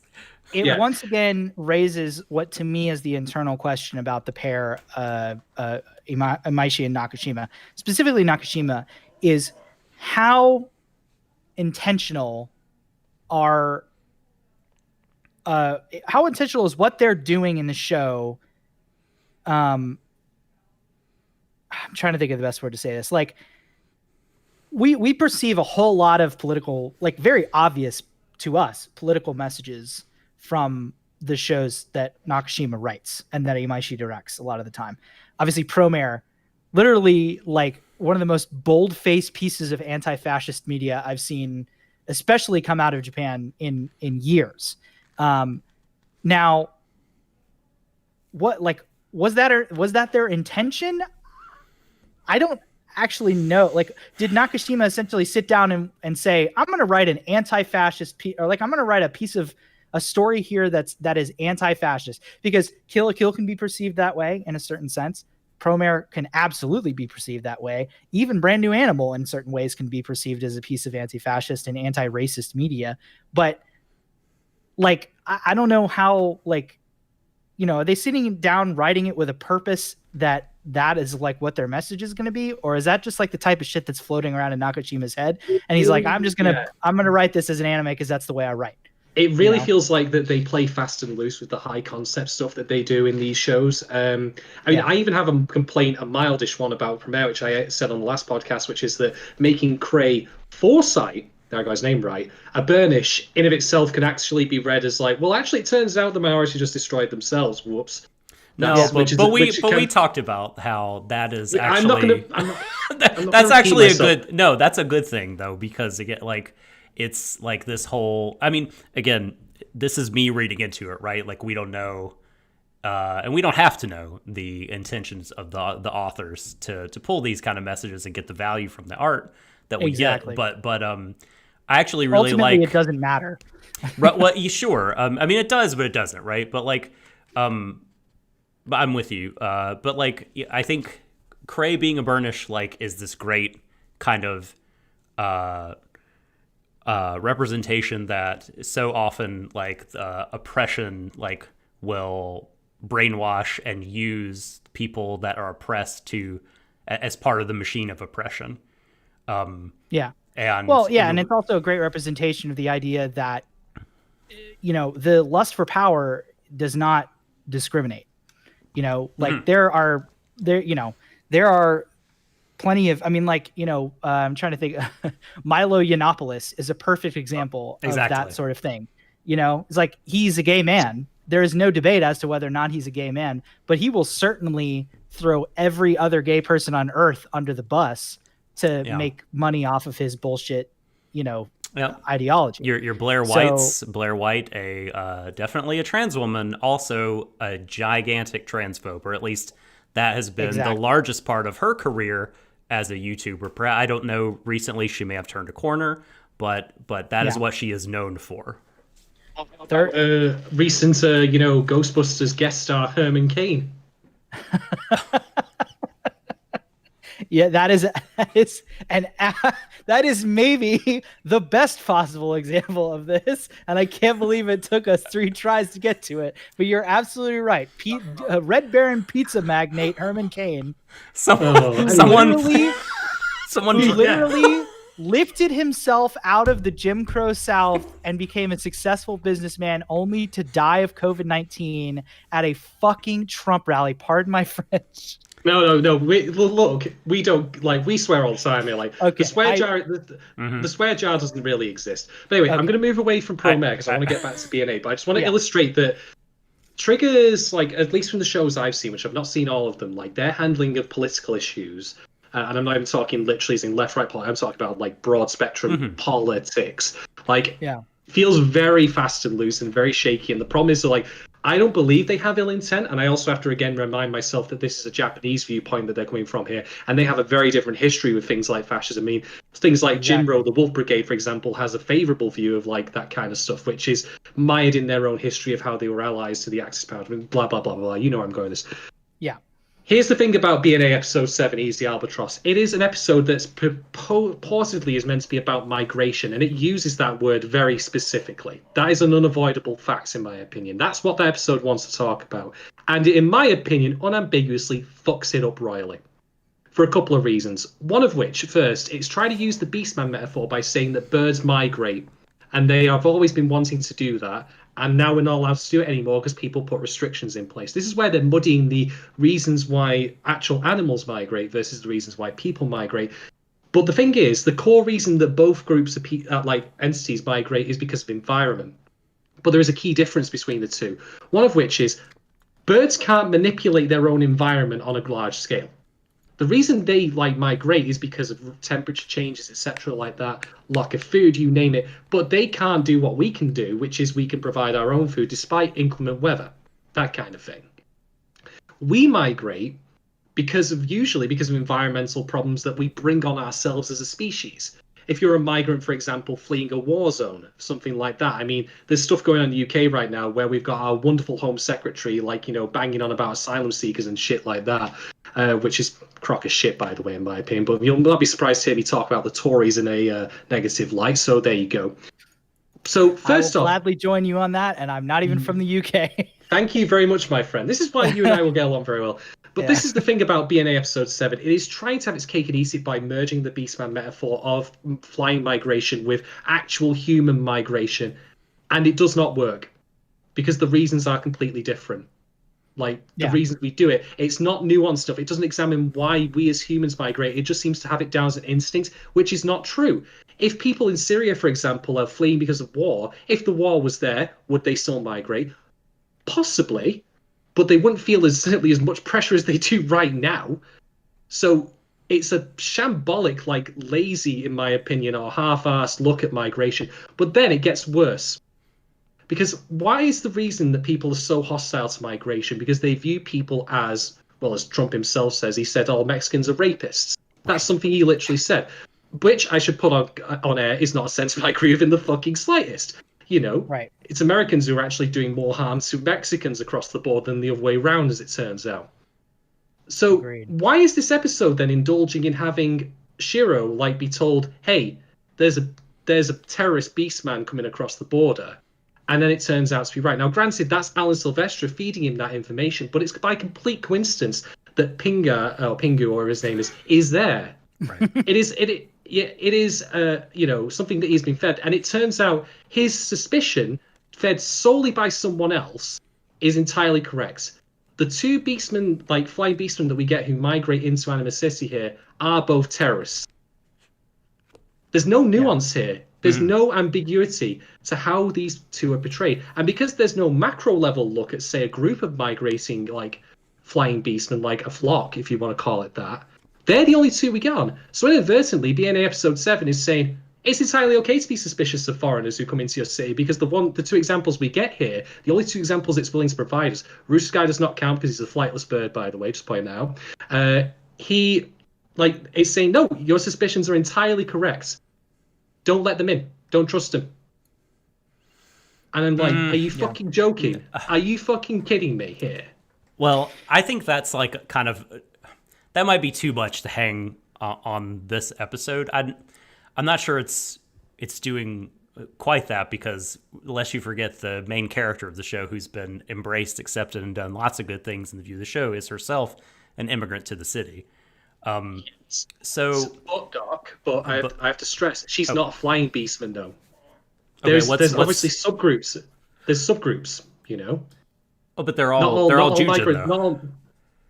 Yes, but they're not all, like, just because they're all of one skin color, for example, doesn't mean they all belong to the same culture. You can have people, for example, of dark skin color who are from the Middle East. They can be from Africa. They can be from Syria. You name it. It is a subgroup that's highlighted here. Yeah. And well, they are. where, and again, I put emphasis on the fact that they're saying about migration. That's the thing he says expressly. Yeah. He says we can't go in there because of immigration. Like, hell, he's actually stopped from going in there by a fighter jet patrol. So which is basically the equivalent, as I see it, of a boat patrol in the channel. Well, so I think like I did not read this episode, and this is like a great difference. Like we were talking about, the intention, you know, doesn't sort of mean that we have to read things a certain way. Like we can all interpret art in different sort of valid ways. I didn't read this as a story about human immigrants at all. I think that they kind of muddied the waters the other way and were giving a beastman, a Jujin, all these characteristics of normal birds when they have established beforehand that beastmen are not animals. And they're this sort of not human, not animal thing that has characteristics of both. And it just felt like that they really wanted him to be a bird, but like you have all these other beastmen kind of not leaning into the characteristics of the animals that they are in such a strong way. Like it felt like very selective, like that they wanted to do it that way, when they don't really do it for again across the board.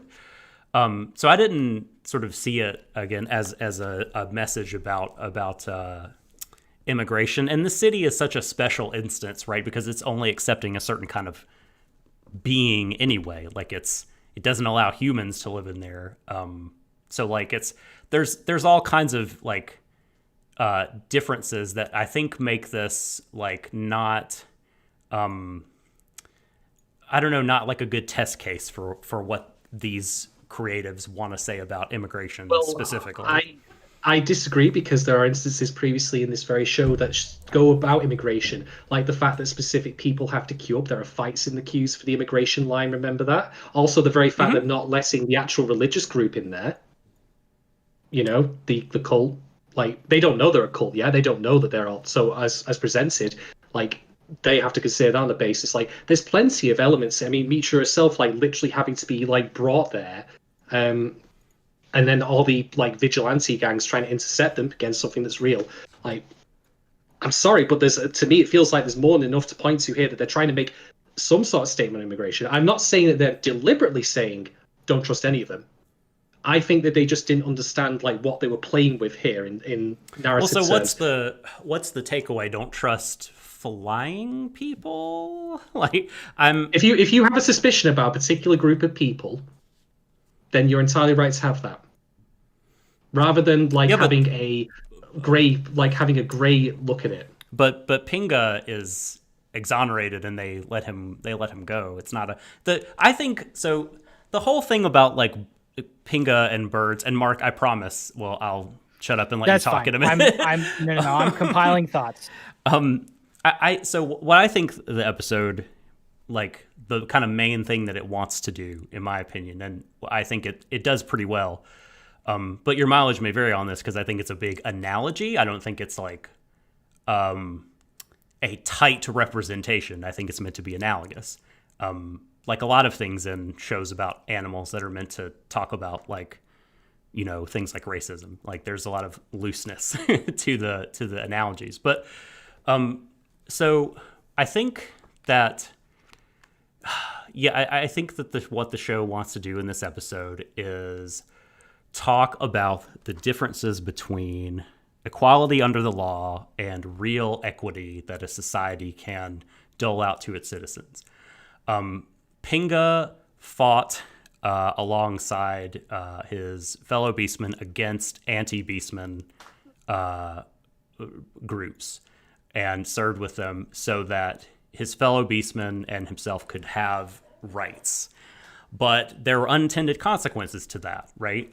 He sort of lost, he and his bird, Ken, lost the ability to kind of freely fly between different places as they would, which is the thing that I guess that they would normally, if they were, seen as like birds, they would be able to do. And again, I think what the show, at least what I read the show is trying to do is saying like, well, it's not enough to give equal rights under the law. Like that kind of equality in and of itself that's not the finish line. That's the starting point for helping your citizens and putting them in a position to succeed no matter what kind of person that they are. Like, there's an illustration about equity that is kind of, I guess, instructive if you're not as familiar with the concept, right? That like you have three people watching a baseball game over a fence, except one is very, very short. And it's like, they're all equal because they can all watch this baseball game, but the person who's short is unable to see over the fence. And equity in terms of watching the game would be giving the person something to stand on. Equity is building wheelchair ramps and not saying everyone has the same opportunity to walk up the same set of stairs to this building. It's recognizing that laws aren't like a one size fits all, that, your citizens have different needs, again, to kind of be on an equal playing field, right? And I think that when I read the show, this episode, it is just saying like that Pinga is that. Like Pinga is the person who has rights, but like the deep kind of needs, the things that he needs to do to feel whole are like he's like impeded from being his full self, and that there could be something more done by the state, by the government to facilitate that. Like that there's not true equity among beastmen. It's not like the cleanest analogy because him kind of flying around is hard to like equate to other instances of, and feels sort of trivial when compared to in our world instances of like equity that's not happening. But I think it works as like a rough analogy, and at least it worked for me. And that's why I think that, yeah, I don't know. I didn't take the immigration like route when I was reading it. And yeah. So Marc, what do you think about episode 7 and all this, and Pinga specifically? Weirdly enough, kind of agree with both of you in certain aspects. I think this, like on the whole, this episode is an absolutely confusing mess when it comes to messaging, because to me, everything that it presents, it also negates in some way, or it presents basically every possible side of a certain viewpoint. My point being, we have this idea of, don't judge, everybody by what you think they are. And you have Pinga is, like you were saying, Doc, exonerated at the end of the episode. So obviously, there is a large portion of the episode where they do present, this suspicion that Pinga is the terrorist.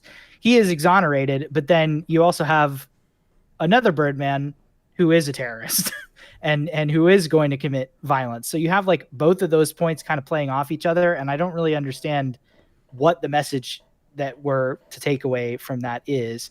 You also have the idea that y'all brought up towards the beginning of the episode that maybe Alan Silvesta was funding the terrorist that was actually like essentially like bought him out to try to, you know, create this scene to where the cult would be portrayed in a positive light and sort of orchestrated this whole thing.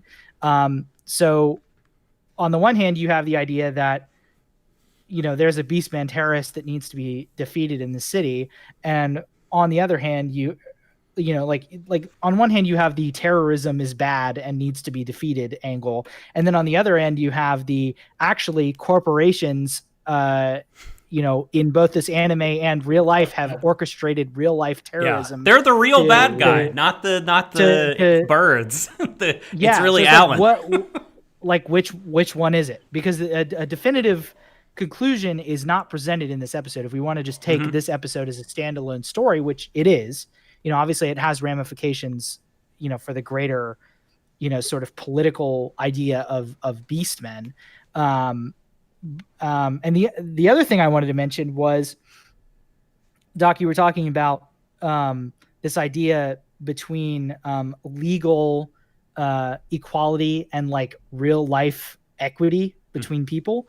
I did appreciate that they brought up that idea, but I think that them framing it as an idea of human rights really diluted and confused that point, because we don't really have a use case in the real world for this idea that people given blanket human rights across the board that are then universally recognized by a government, affecting people differently because of like essentially they're presenting this idea that human rights don't necessarily work for all beastmen, because some beastmen are literally like migratory birds that are doing things that humans are completely incapable of doing. I can't fucking fly. No one can. Well, right, but I think flight. Yeah, I mean, I think flight, like, we're meant to again think of, like, you know, I know that they're like metaphorical. Yeah. Metaphorical Like real life.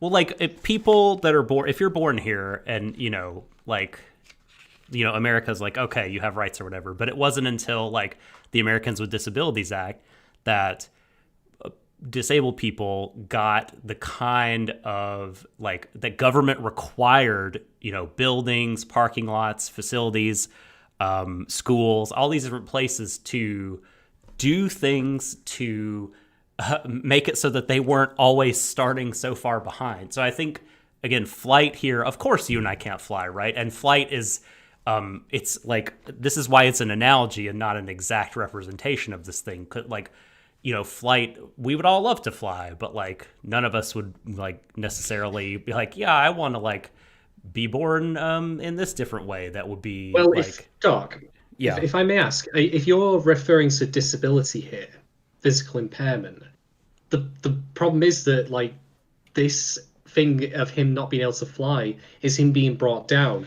Whereas what we do for people who are disabled is we uplift them by allowing them better access. It doesn't go in a different direction. Well, because we are equitable, and that's the whole thing, is that Animacity is not in the same way equitable. There's like a legal, like, you have rights as a beastman, but there's not a further thing where Animacity would say, hey, you're a bird and you have all these instincts, you have these needs, like, so you also, we will help in a special way because we know that the law is not one size fit all. Let me frame it like this. My problem with this, the way that they are framing this argument, because I don't necessarily disagree with the idea. I certainly don't disagree with the idea that in real life we have a huge gulf between legal equality and actual in practice equity between people. Yeah. God knows it's one of the biggest problems in the United States as of right now. Race between racial groups, for example, for equivalent crimes when all of the facts are controlled. What the issue that they seem to be presenting in this show, to me, is more like the plight of the Berber peoples of North Africa. We have these are people that have been roaming the Sahara Desert for generations and generations, and the Sahara Desert is not a political space. It is a giant desert that runs through multiple different countries. I know for a fact that the Berber peoples have suffered because of the political, strife, in Libya and Tunisia, and violent regime change in Egypt has affected them. I'm sure. I've read stories about this, and specifically their freedom of movement, which they've had for hundreds, if not thousands of years, and their ancestors, has been affected by borders and humans essentially doing their political thing with very little regard for their freedom, their own freedom of movement. That to me seems to be the type of issue that they're framing with a regular migration of peoples that happens yearly or monthly or whatever, being hindered by the political issues of those very far away. Yeah, that's like far away politically. That's a much tighter fit, I think. Yeah, for sure. Now, my problem is that that's not the problem of our times. The plight of the Berber peoples is a sad problem for sure, and I don't want to negate that in any way. But the type of stuff that I think that they are that if they are trying to summon a modern problem of immigration, the modern problem of immigration is those fleeing the Arab Spring states of the Middle East, and I know for a fact that I can almost guarantee you that Nakashima has a certain amount of knowledge of the quote unquote illegal immigration issue of Mexicans fleeing to the United States from their own Mexicans and Latin Americans and South Americans, obviously fleeing to the United States from their own embattled countries. I can guarantee that they all have somewhat of an issue, because Trigger is like half of their time is spent touring the United States. It directly influences their anime, the life in the United States and United States culture.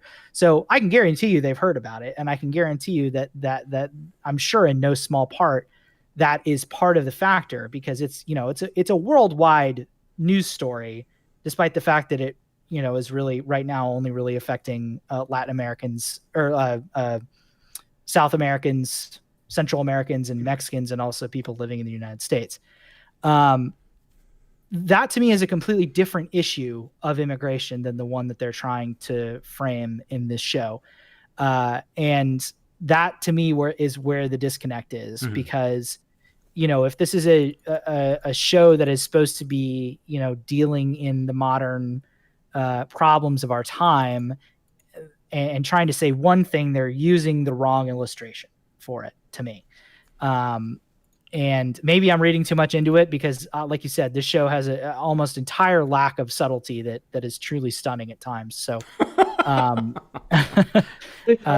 agree with you, Mark. That's the thing that I'm saying here. I don't think that their intent is malicious. I don't think this is deliberately like a right-wing opinion of don't trust anyone who comes in, because they literally could all be terrorists. I mean, that's the thing as well. Terrorist is a charged word in this instance. It's not like they're coming to steal our jobs, that thing, which is itself also charged. But the issue of terrorism, especially in the United States, is such a bullshit excuse for the forced relinquishing of human rights, that and also discrimination against people who have brown skin, Muslim or not.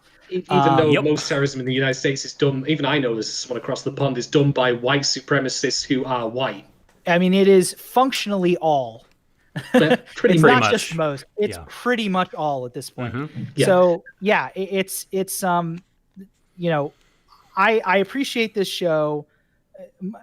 Essentially the way I feel about the show ultimately in its political message is that, and it's how I feel about a lot of Trigger shows, is that I do appreciate a show that is clearly attempting to be anti-fascist and anti-racist, which is what you can say about multiple Trigger properties, especially basically anything that Imaishi and Nakashima do in the broadest of strokes is anti-fascist and in this case anti-racist. I don't know how much you could say about all their other shows, because it seems to be the first of their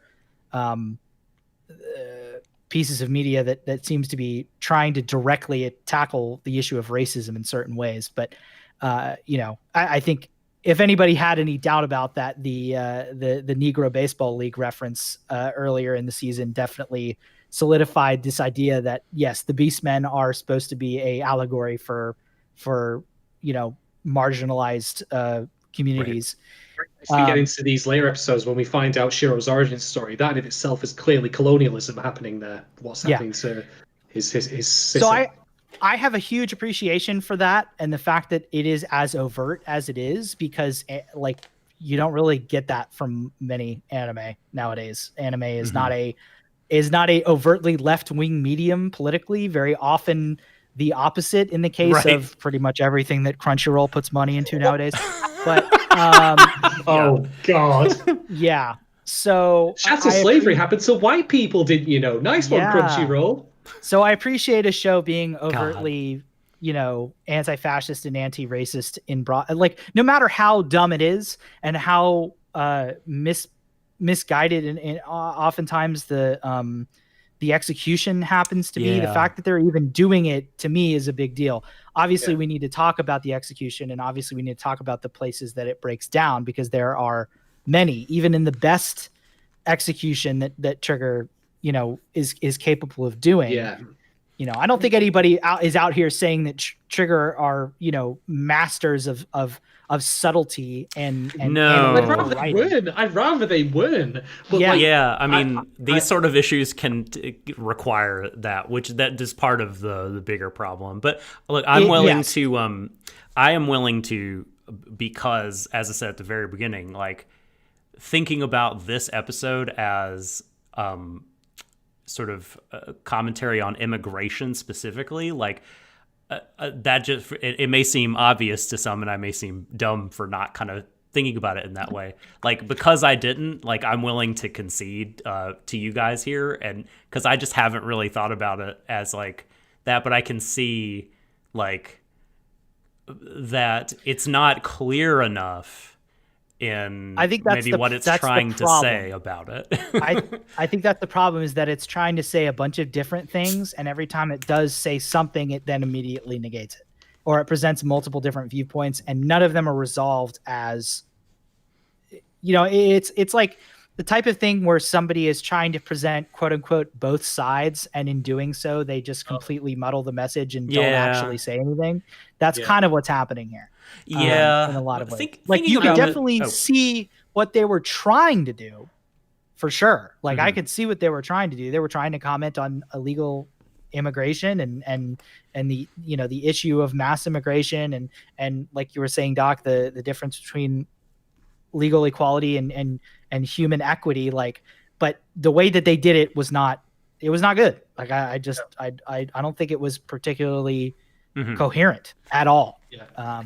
The thing is, as well, it also feels like a very outdated way of examining it, because just to draw on some of the history I have in my own home city here, Manchester in the United Kingdom, this was, I think, back in 2017, there was a bombing made in what I know as the MEN Arena. It was something. It was called just generally the Manchester Arena. Right. Now, the gentleman who did that, I don't remember his name. I think it was Salman Abedi. I may have mentioned him on the pod before. He did indeed come as an immigrant to the United Kingdom, but he came when he was like 2. Yeah. So what happened to him while he was here that radicalized him as he did? This also, I should say, for Americans that are trying to like grasp this event, this is the Ariana Grande concert bombing. Yeah. That is unfortunately how our media presented it. But for those that don't remember, that's that. I actually lived just at a flat, just literally 5 minutes away from the arena, but thankfully I was not there at the time. I was actually on a business trip. But anyway, regardless of that, the point being though, like that's like another level of nuance that this show doesn't even try to touch. And I'm not saying that it should do this in this specific episode, but if it wants to like tackle these topics, it needs to be ready to do so. It needs to approach it with enough tact and enough depth to it to be relevant as well. Because this thing, like, for example, like Pinga's arguments here, like, I'm doing this thing to fight for my rights as a beastman, to honor my fallen colleagues.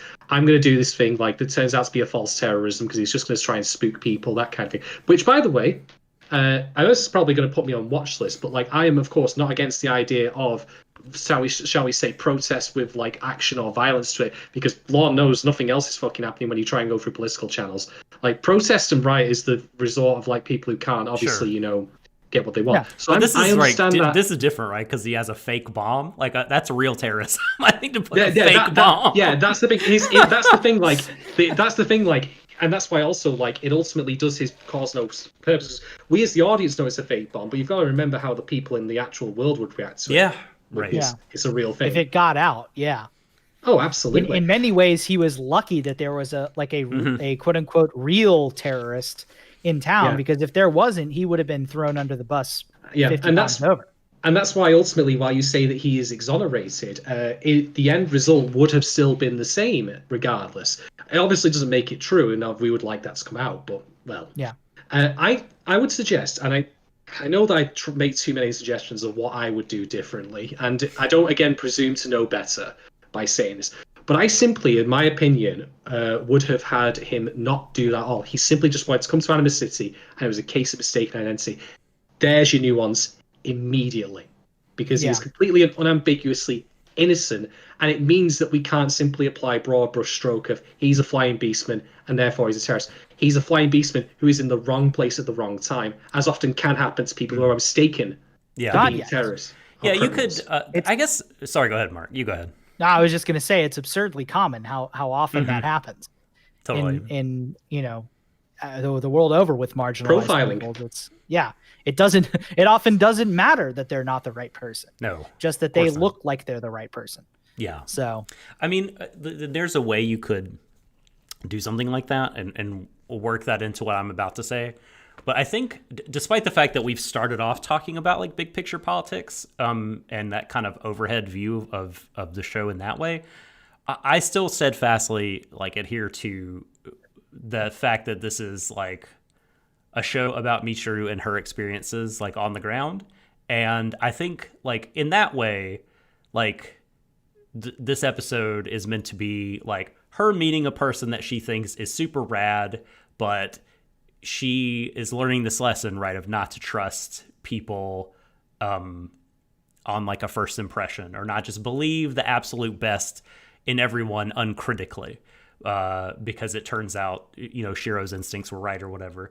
And so that's like a lesson that she has to learn. And I mean, I think that what you're talking about would serve the show in a certain way, but it might overcomplicate the narrative when looking at Michiru and what she's supposed to kind of experience and learn on her personal journey.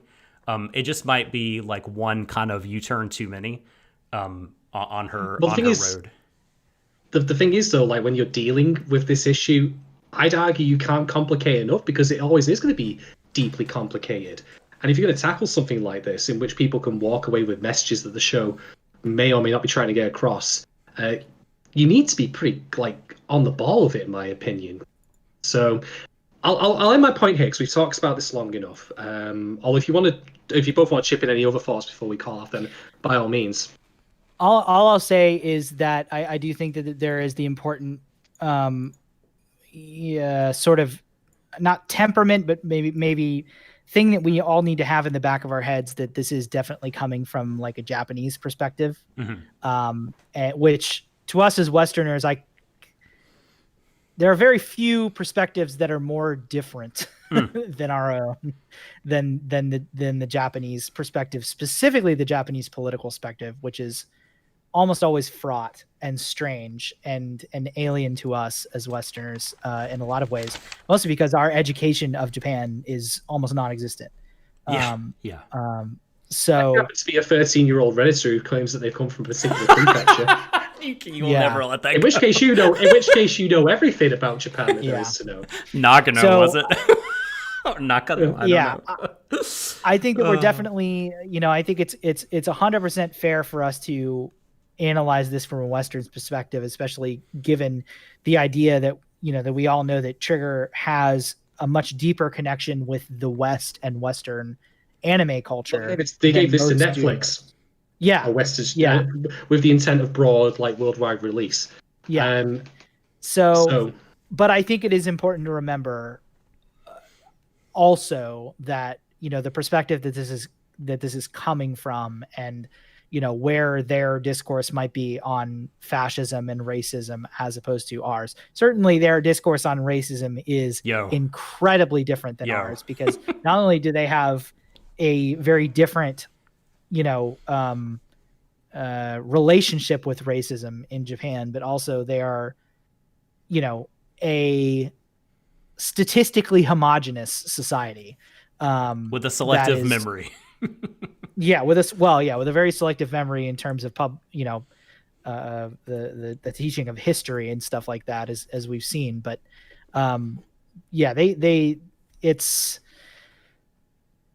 it is a kicking and screaming battle to get any people in Japan that are making media for a global audience to recognize what racism and race relations looks like outside of Japan, just as much as it is a kicking and screaming battle to get anybody making media about or set in Japan in the West to not make it a kimono wearing, fan flipping, it's like what you and I discussed before, Doc, about how, like, when you make anime about particular countries, what you're really doing is you're making anime about particular cities, in which case you're usually making them about Tokyo.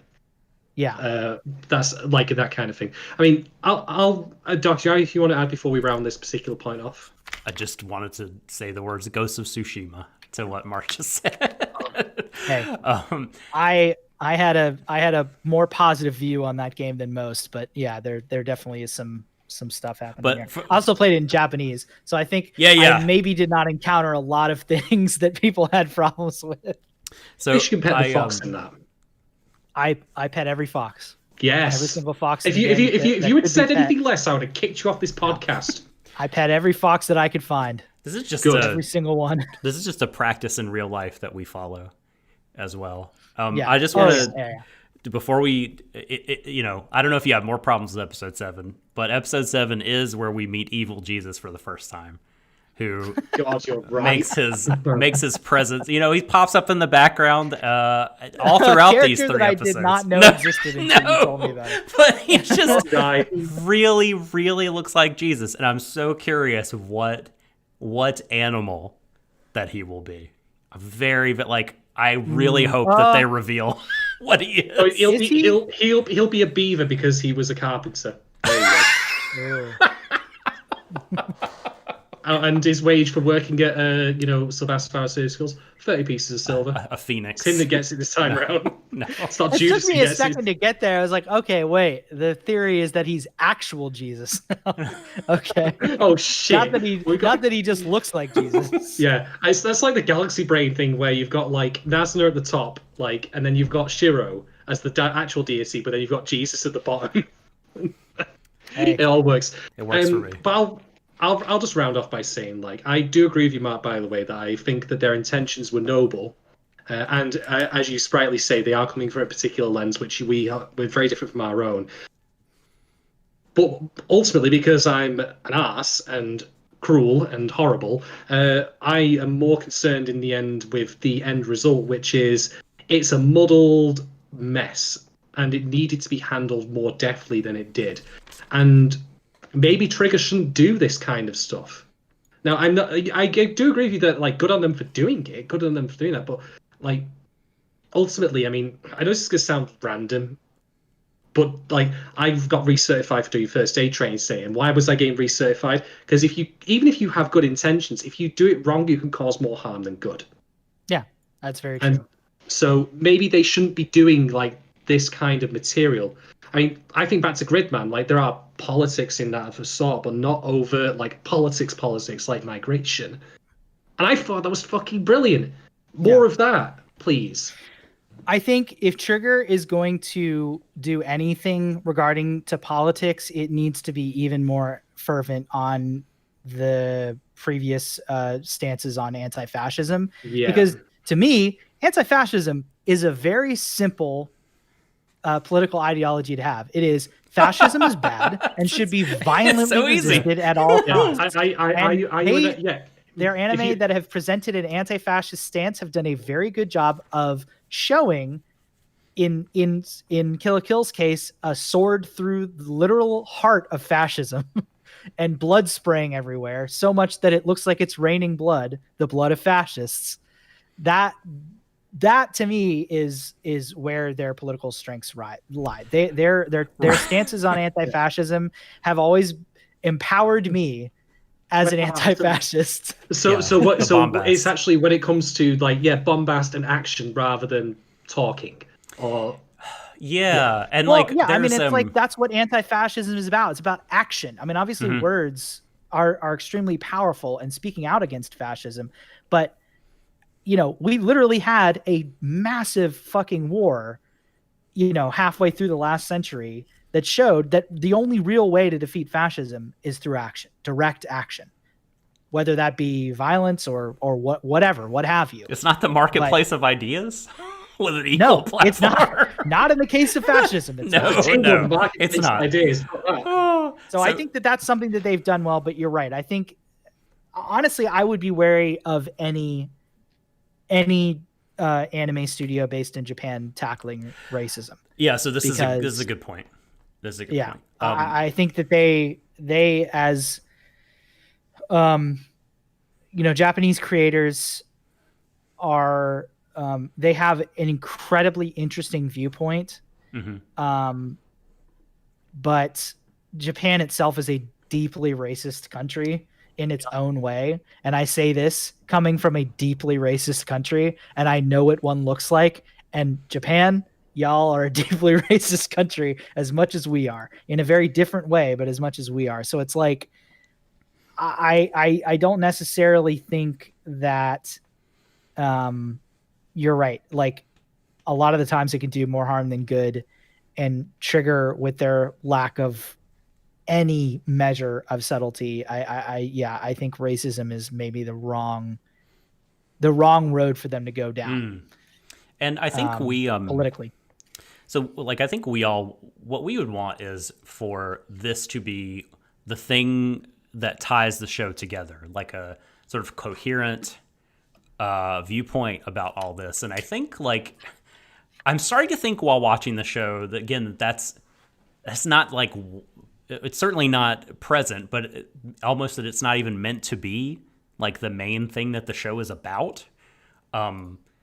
There's just different things that like kind of crop up here and there, and I'm like, oh, I wish you'd expand on that idea. Like, I wish you would connect it to these other things you said. Like, there's a cool part in episode 7 where the mayor is talking about Silvastra Pharmaceuticals, and they're basically like, look, we have to like cater to this group because without them, there's no more animosity. And that gets at this idea of like, oh, marginalized people have rights until you piss off white people or cis people or whatever group is in power or whatever group has money. Because, animosity, city where beastmen have rights. Well, actually, I mean, it is, but if, the wrong corporation gets offended, it all comes tumbling down because it relies on corporate support financially. And it's like, that's a cool kind of notion. And I wish, like, as the Western viewer that I am, it was part of what tied the show together. Yes, exactly. Filthy, dirty Americajin. I wish it did, but like I'm starting to think like, again, I'm just going to be kind of hitting my head against the wall and maybe finding some isolated examples of like, oh, I think that this scene gets across this idea, but like, Marc used the word coherence, and I think that's like the right thing to say about maybe the politics in the show so far, is that they're not super coherent. So yeah. I also just want to clarify my previous statement of being wary of like anime studios tackling racism. I don't want to, obviously I don't want to generalize, because that would be a hilarious and depressing irony for this particular discussion. But I think it's not for me to say that Japanese creators cannot write about racism in general, because obviously, like I said, there's plenty of it in Japan. I just am wary about any creator that is not from the United States specifically writing about racism in the United States, because it's, it's a simple fact. It's like, I'm a white man. I would never, ever write a political story about, something that is outside of my experience because I haven't lived it, and normally I would be, I would say that this show could certainly be about racism in Japan, except for, again, the whole Negro Baseball League thing really connects a lot of what they're saying in this show to stuff that's going on in the United States to me. And that's something I almost universally don't enjoy and most of the time gets it wrong, is people that are not like people that haven't lived the experience writing about the experience. It just totally. doesn't ring true to me. There's no authenticity to it. Professor Marc, I have a question. Yes. Because the baseball league, the Negro Baseball League reference, totally did not register with me. So like, did you read that in an interview, or was that like just something that you knew about? That's to me, at least, it was a pretty clear reference to the Negro Baseball League because, the show starts with Michiru literally being hunted by anti-beastmen vigilantes, which is something that happened in the Jim Crow South to black people. And obviously it's something that happens to racial minorities worldwide. But that as an American is where it struck with me, because I was like, oh, I've read about that a million times over. That's something that's happened. And then literally the next episode, they show the first Beastman player in the human baseball league getting like spit on and treated like shit in the locker room. And I'm like, oh, that's Jackie Robinson. Mm-hmm. That's the first black player in the MLB. So, and obviously it's not a directly reference to the Negro Baseball League, which was obviously a segregated baseball league in, early 20th century America. So maybe that's the wrong tack. I should be saying that's a Jackie Robinson reference. That's clearly a reference to Jackie Robinson. I can't think of a parallel of that happening in Japan because it's such an obvious reference that's so famous the world over, especially since that makes sense. That Chadwick Boseman movie about I think it's called 42. Yeah, or whatever his number was. Yeah, it's so. It's a story that's known by many people. So it's, to me, that was a pretty clear reference to Jackie Robinson, because Jackie Robinson was the first black player in the MLB, and he was treated like shit because of it.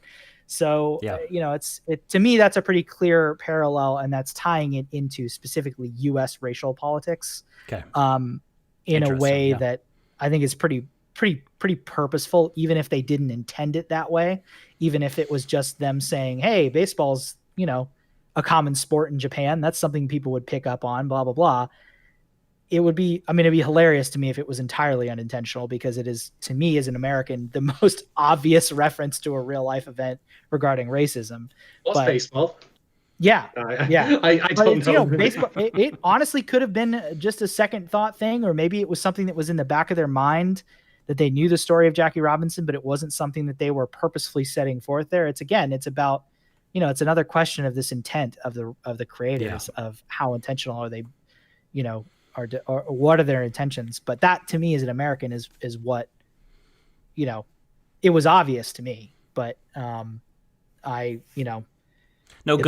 you. Look, no, good on you for catching it, because I just totally, like, for whatever reason, despite understanding and knowing the history, it didn't register. It's a really, really quick scene, but more than anything else in that show, that scene told me what they were going for, what they were trying to comment on.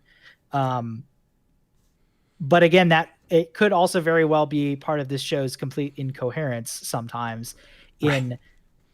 Maybe they definitely did not intend for that to be a reference to Jackie Robinson, and instead we're just using baseball because everybody in Japan knows what baseball is. I don't know. It'd be weird, right? Because it's not an integration narrative. It's about this guy going into the all beastmen. Google famous American baseball players. That's what they did. And then you're like, okay, first hit, off we go. It would be really surprising to me if somebody at Trigger did not know the story of Jackie Robinson. It's such a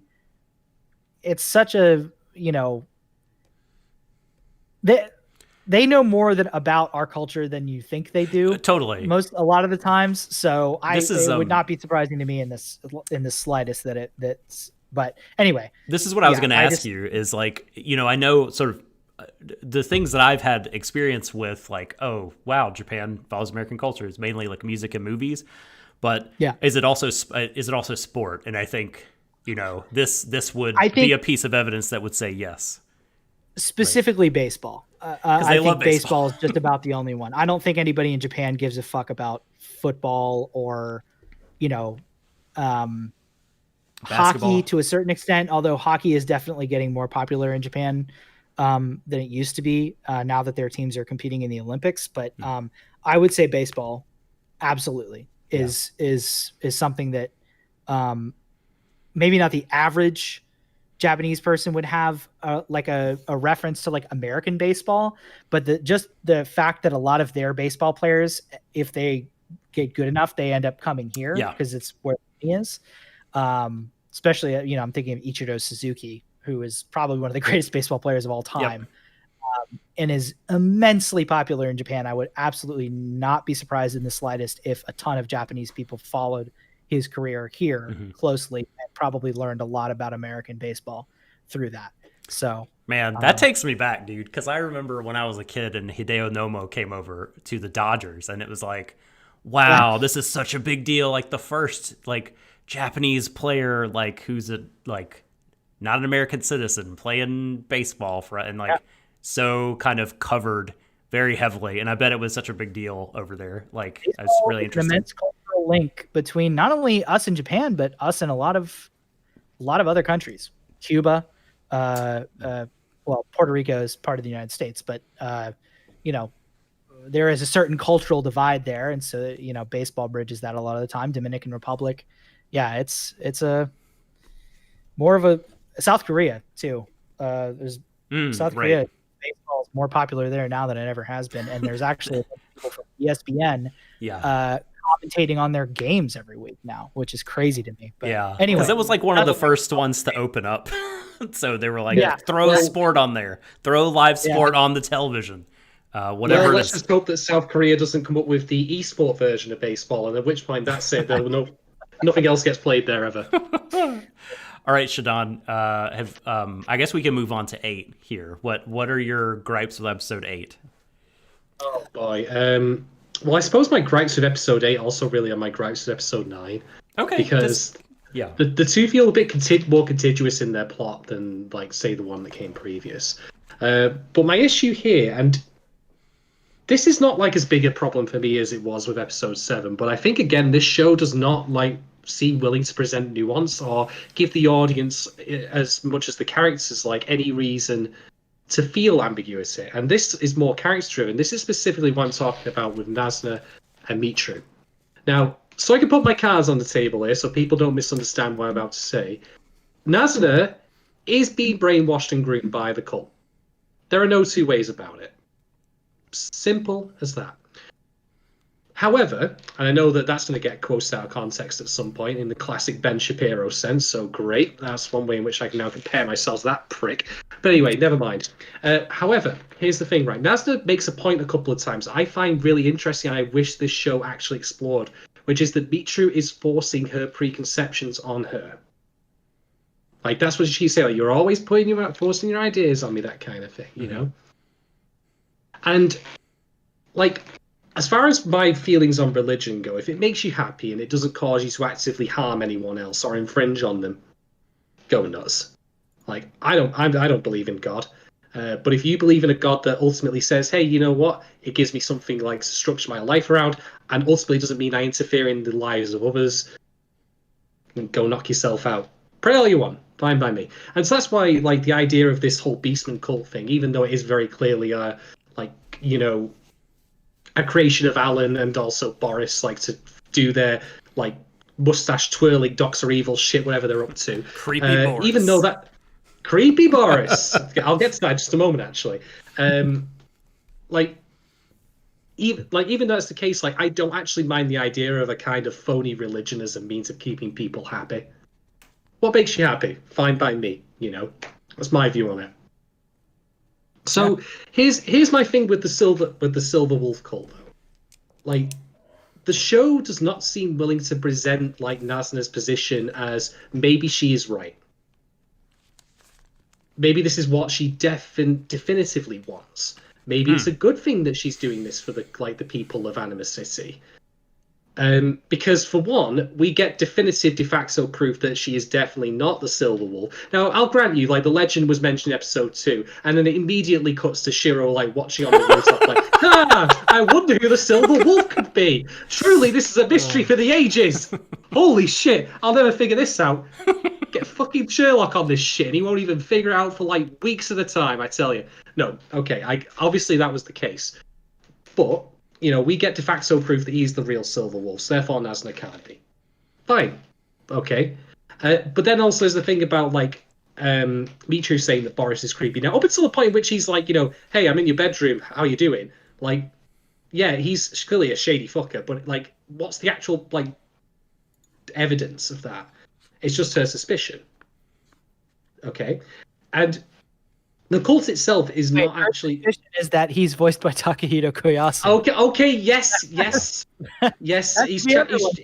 And they're always everywhere together. I think he's channeling a bit of Toga from Utena. I know. All that kind of shit he's done, or Zato 1 from Guilty Gear. Oh yeah, kind of I forgot about that. Yeah, he's done. Like, as soon as that voice played, I was like, he's the villain.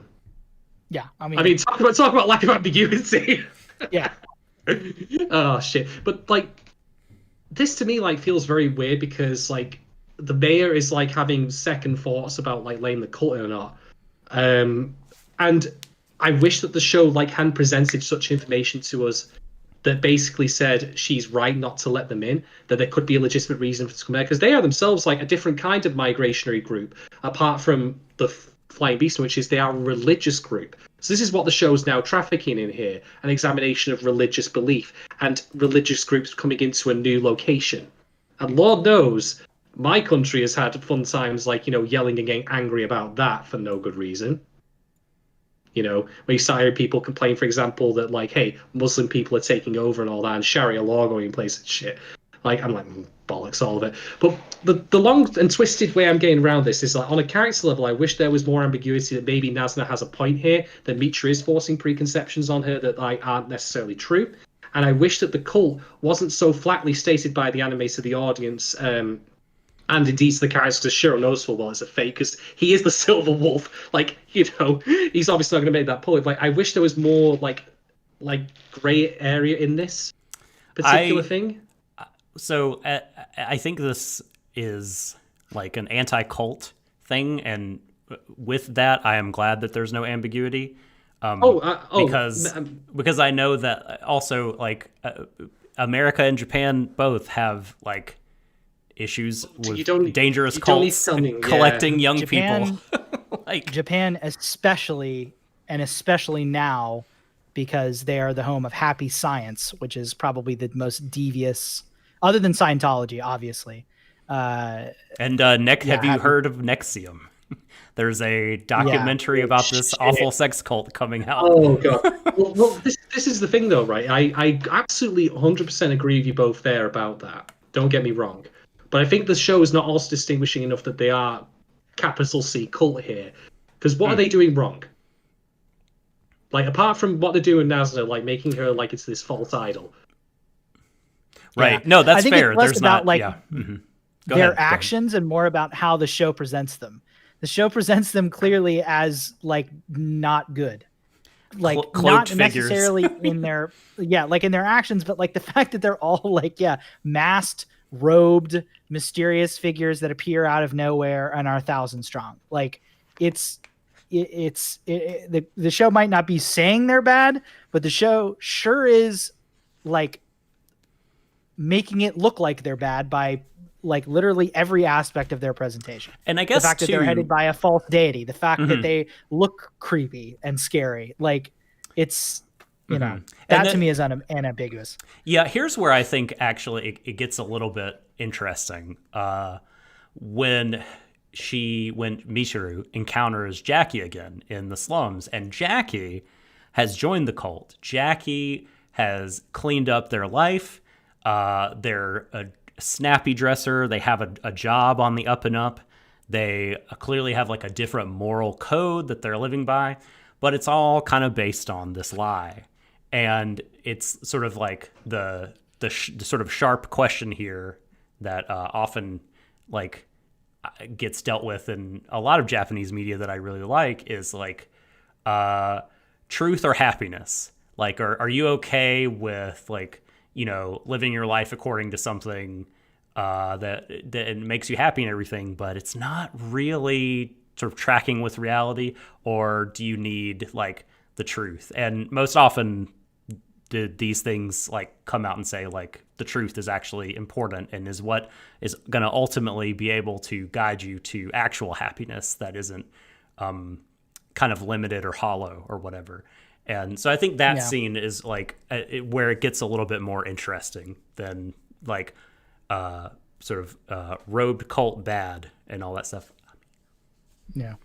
Well, yeah, and even in episode 9, Nazuna has a line where she basically says that she knows that she's not a deity, but she doesn't really care because that's not what matters to her. And she's I think an attention hog, and this is fulfilled her dreams. That's a part of it. My problem with this as well is that it seems very much it's driven internally from her rather than them forcing. Like she seems to like when you get brainwashed, like it often happens when you're very young. I mean, I was reading this article about this like doomsday cult that was in Australia, I think it was, and this kid only actually like met other people, like understood that other people even existed when he was 15 when he was taken out from it. And he had no idea of what it was. But like Nazuna is like she already was like a grown person with an understanding of the human world, and then came in here. Now she seems to be actively using them, arguably as much as they're using her for her own attention. And that's where this gets also a bit murky. Like again, it doesn't feel like it's capital C cult. I mean, you mentioned before about happy science and all that. Do I need to bring up like Om Shinriko? Well, yeah, I mean that's the obvious elephant in the room whenever you talk about cults in Japan. Yeah, but so I understand where you're coming from, Mark, about the visual unambiguity there, but it also feels a bit cartoonish in that sense because those cult members also were very normal people. They were like businessmen and doctors. I mean, I have Haruki Murakami's Underground on my shelf here. I've read that because I was reading as part of watching Mario Penguin Drum. So, like, this cult, like, I understand where you're coming from about them being presented ambiguously, but there's, again, no nuance to it. They are presented badly, and they're just bad because they are, as opposed to them actually doing anything. Capital C bad. Even to the point where the one thing we can point to, which is Nazuna being groomed by them, she's arguably into it as much as they are because she's using it as her way to grab attention. It isn't a case, like I said, with that young kid who had grown in, like, lived all his life in there. Like, this needs to be more unambiguous, like, in terms of what they're doing. Well, it's, again, like, do you, Shadon, think it's bad that it's based on a lie? And if you don't, I mean, that's like, you know, this could be a your mileage may vary thing, right?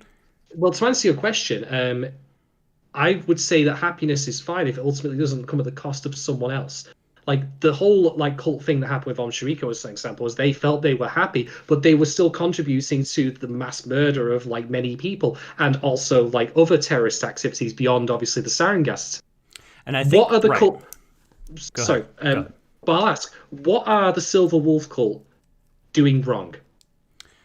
Well, again, lying. Like I think, like that's the thing, and I think the core belief here is that when your sort of happiness is based on a lie, that it's going to lead to something bad. I mean, I would not be surprised if that happens in future episodes, but this is just my assumption. And like, I think also this is where we need to like take Marc's sort of advice a little bit and think about, you know, in Japan, this might be the sort of urgent issue where it's such a immediate problem that forget subtlety. We just want to depict this as a bad thing. Yeah, I can get behind that in that case then.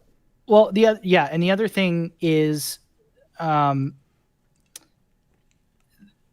cult is not they're not the only people in Anima City that deify Gideon-sama. Everybody does.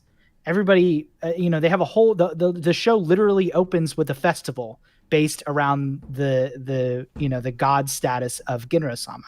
So the cult now entering the city and presenting the people with, like Doc was saying, this happiness based on what we know as viewers is a lie, even though nobody else knows it except for Michiru and the cult leadership.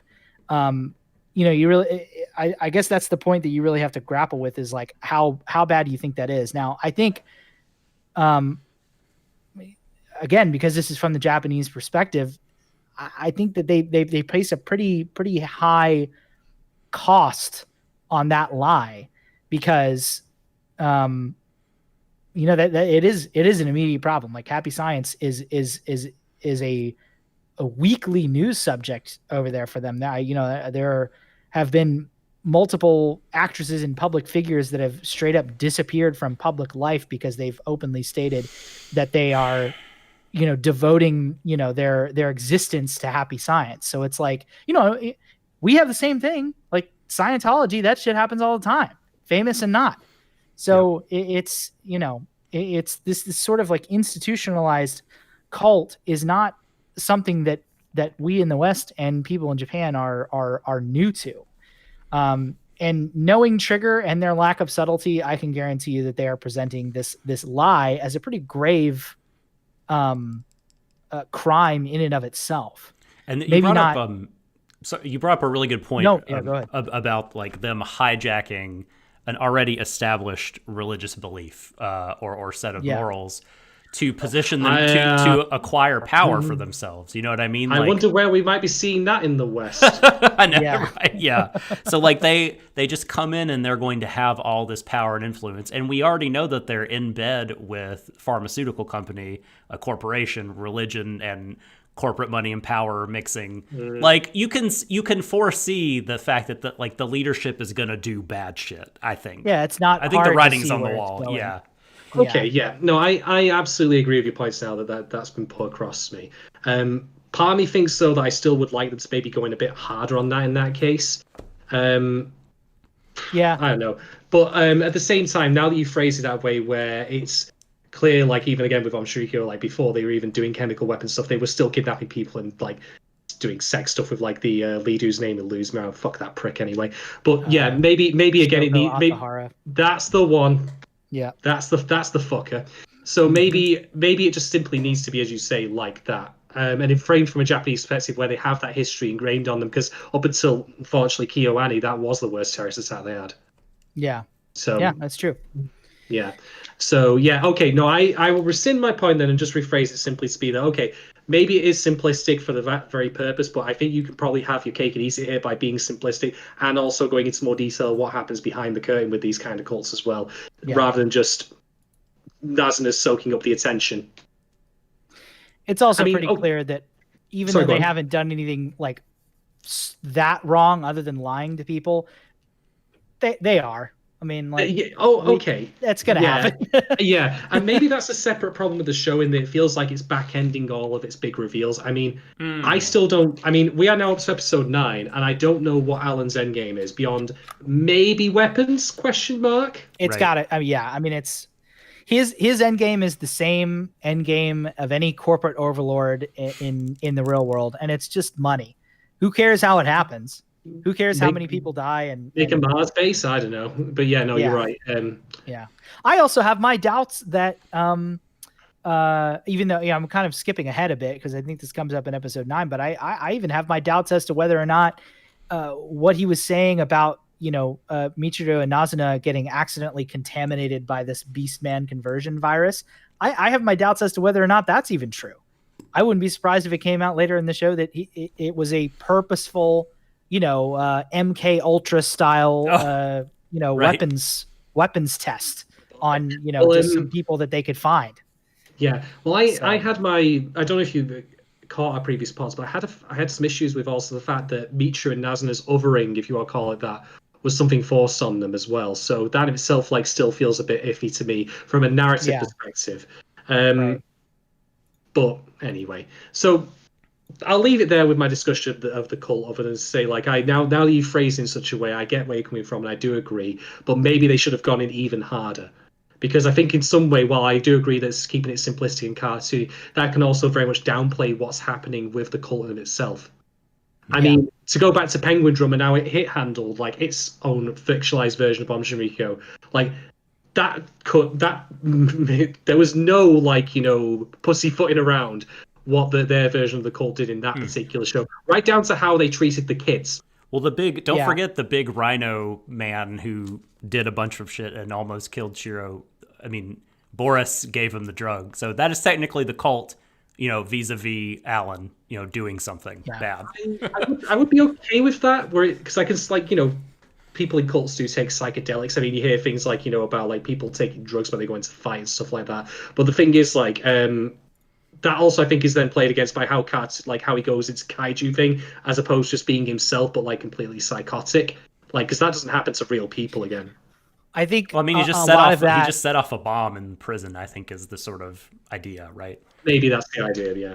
Sorry, Marc. I think a lot of the consideration for the cartoonishness just needs to be put down to Trigger's style and presentation. I mean, that's part of their identity as a studio. They've always been influenced by this sort of bombastic, over-the-top Western cartoons of the 90s and the early 2000s. Like, Amaishi literally has like Street Sharks figures on his desk. So cartoonishness. Holy shit! I do. Yeah. Do you mean they're all huge fans of Western cartoons and animation. So the canonically DC characters. Street Sharks. When we get Trigger's reboot of Bike Advice from Mars, that would be incredible. That'd be dope. Yeah. So I think dope. cartoonishness is part of their identity as a studio. So I think that you can just chalk it up more there to, maybe another argument as to why they're not necessarily super well equipped to tackle a subject like a cult. But also a cult is I would say tackling a cult is a little different from trying to tackle racism, because I mean, how many anime have y'all seen with cults in it? Like hundreds. Yeah. Like it's such a common trope in anime that I think just because it is a pressing and modern issue doesn't necessarily mean that they're not also just feeding into like a standard anime trope of an evil cult, because it happens all the time. Fair. And you just drop the hammer on them, right? Yeah, exactly. So fair enough. Hey, speaking of religion, can I tell you guys really quick about I went down sort of a rabbit hole as to, because wolves obviously are a pretty common motif in Japanese mythology and Shinto religious iconography specifically, and Trigger does not shy away from including very inherently Japanese traditional stuff in their shows, no matter how crazy they make it. But I actually did some reading on specifically stuff related to the silver wolf and sort of like wolf protectors in Shinto mythology. And there is actually a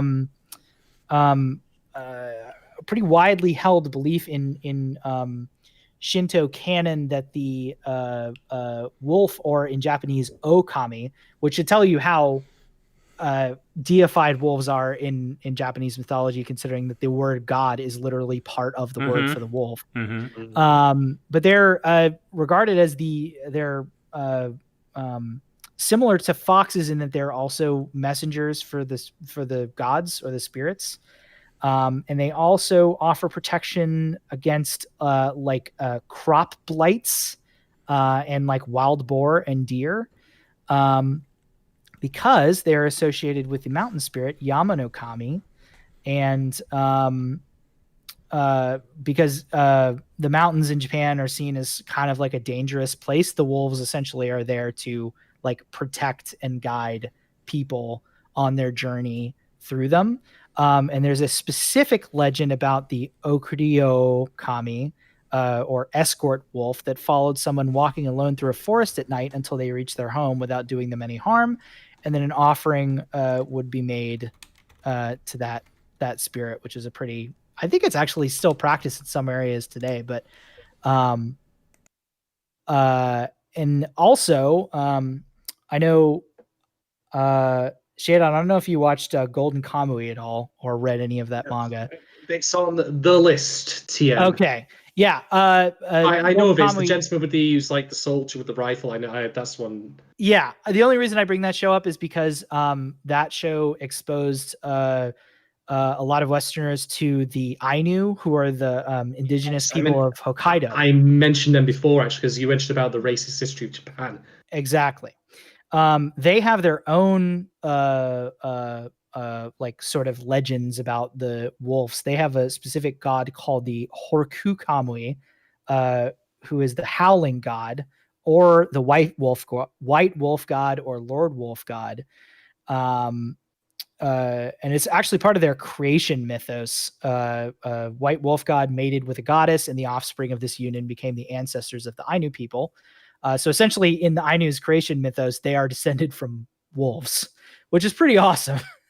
That's now 2 countries on Earth that I know where wolves apparently played a part in their foundational myth, the other being Italy. Nice, yeah, exactly. Nice. Although, that's super cool. Thank you for elaborating on that. I was kind of I was just kind of wondering, because I was like, Ginro-sama sounds a lot like a lot of Japanese wolf myths that I already know about. And turns out, they have a very long and storied history, not only the Japanese, but the Ainu, and I'm sure other indigenous peoples, worldwide, that have close relationships with wolves. Well, it makes sense to use that co-ops in that case, because Shiro's origin is from an ancient city, and in turn, there's a lot of discussion about how deities in history, say, I think they mentioned Anubis, for example, is visually depicted in one of the episodes. That they were themselves beastmen, but then we literally have a beastman god now. We have the next level, rather than the understood to be gods that were just beastmen, really.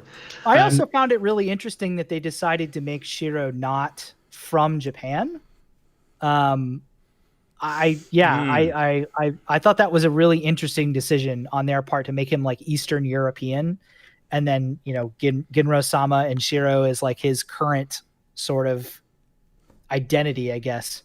So he's essentially just Wolverine, but a god. Oh my god! Can we get Steve Blum to voice him then in English?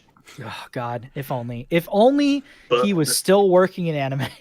Good lord! I know that's not where the money is, but man, I would love to see him back. That would be pretty. That also would dope. not be a bad choice for him either. I agree. Considering Yoshimasa Hosaya has a sort of deep, grumbly voice, that would not be a bad choice. Knowing our luck, we get Patrick Seitz, and I mean no disrespect to Seitz, he's a good voice actor, but he's just overused. He's everywhere. Yeah. Anyway, so I'm actually done on my talking points for both episodes, because I'll be honest, the character stuff, it kind of washed over me. I think maybe also that is part, not necessarily the show's fault, but my own, because I was too headlocked onto the political stuff that I was seeing and the stuff with the call and all that. I was just like, what the hell is all this? So I'm gonna abdicate talking now about any unless the responding goes. I'm gonna let Marc. Have you got any specific talking points that you want to bring up about these episodes that we've not already covered? That was just about it for me. I think, hilariously enough, I ended up covering every point I had on episode 9, trying to reference stuff in episode 8. So, fair enough. I pretty much got through it. I did want to bring that, some of that wolf mythology in there, only because I am a religion major, and I was a religion major in school, and I am constantly trying to justify doing that, because God knows it's never going to get me a job in the real world. So I did psychology as my university degree, and do you want to know how many times I used that? Let me see. It's somewhere between about 0 as many times as I and did. 0. So there we go. Doc, what about you? Do you have any other talking points you want to bring up in relation to these episodes? I do, but I want to ask Shadon. What are you thinking? Is that what you're asking me? No. What were you thinking, being a psychology person? No. At your university, was that considered a social science or a hard science or a humanity? Ooh. It was, given what we were asked to do, particularly a lot of statistical analysis, I'm going to say hard science. Okay. I always find this interesting. Can't believe I've never asked you this before, but about psych, because I've worked at a couple different institutions of higher education, and it's been different at the first one, it was a social science, like in there with your sociologies, your histories. At the current institution I'm at, it is a hard science. So your lab science credit that you have to take, like at least one to graduate, could be biology or psychology, and it just feels like a weird fit for that. But you would know better than I, and you mentioned statistical analysis and things like that. Yeah, we had to rigorously statistically prove or disprove our hypotheses, and that was part of my dissertation, which I'll very briefly say was me proving that perception of time and perception of speed are not interlinks in the brain when you submit them to the same stimuli. Because you'd think, because they're links physically. Speed is a function. Time is a function to speed, and such. But in the mind, they're not. You could distort someone's perception of time, but not someone's perception of speed using the same stimuli, in which case was white noise. That's intriguing, laddie. I love it. It was so intriguing. It made Doc speak like Scotty. I did. She can't hold us together, Captain. Sorry. So, I guess I have a lot of bits in my notes.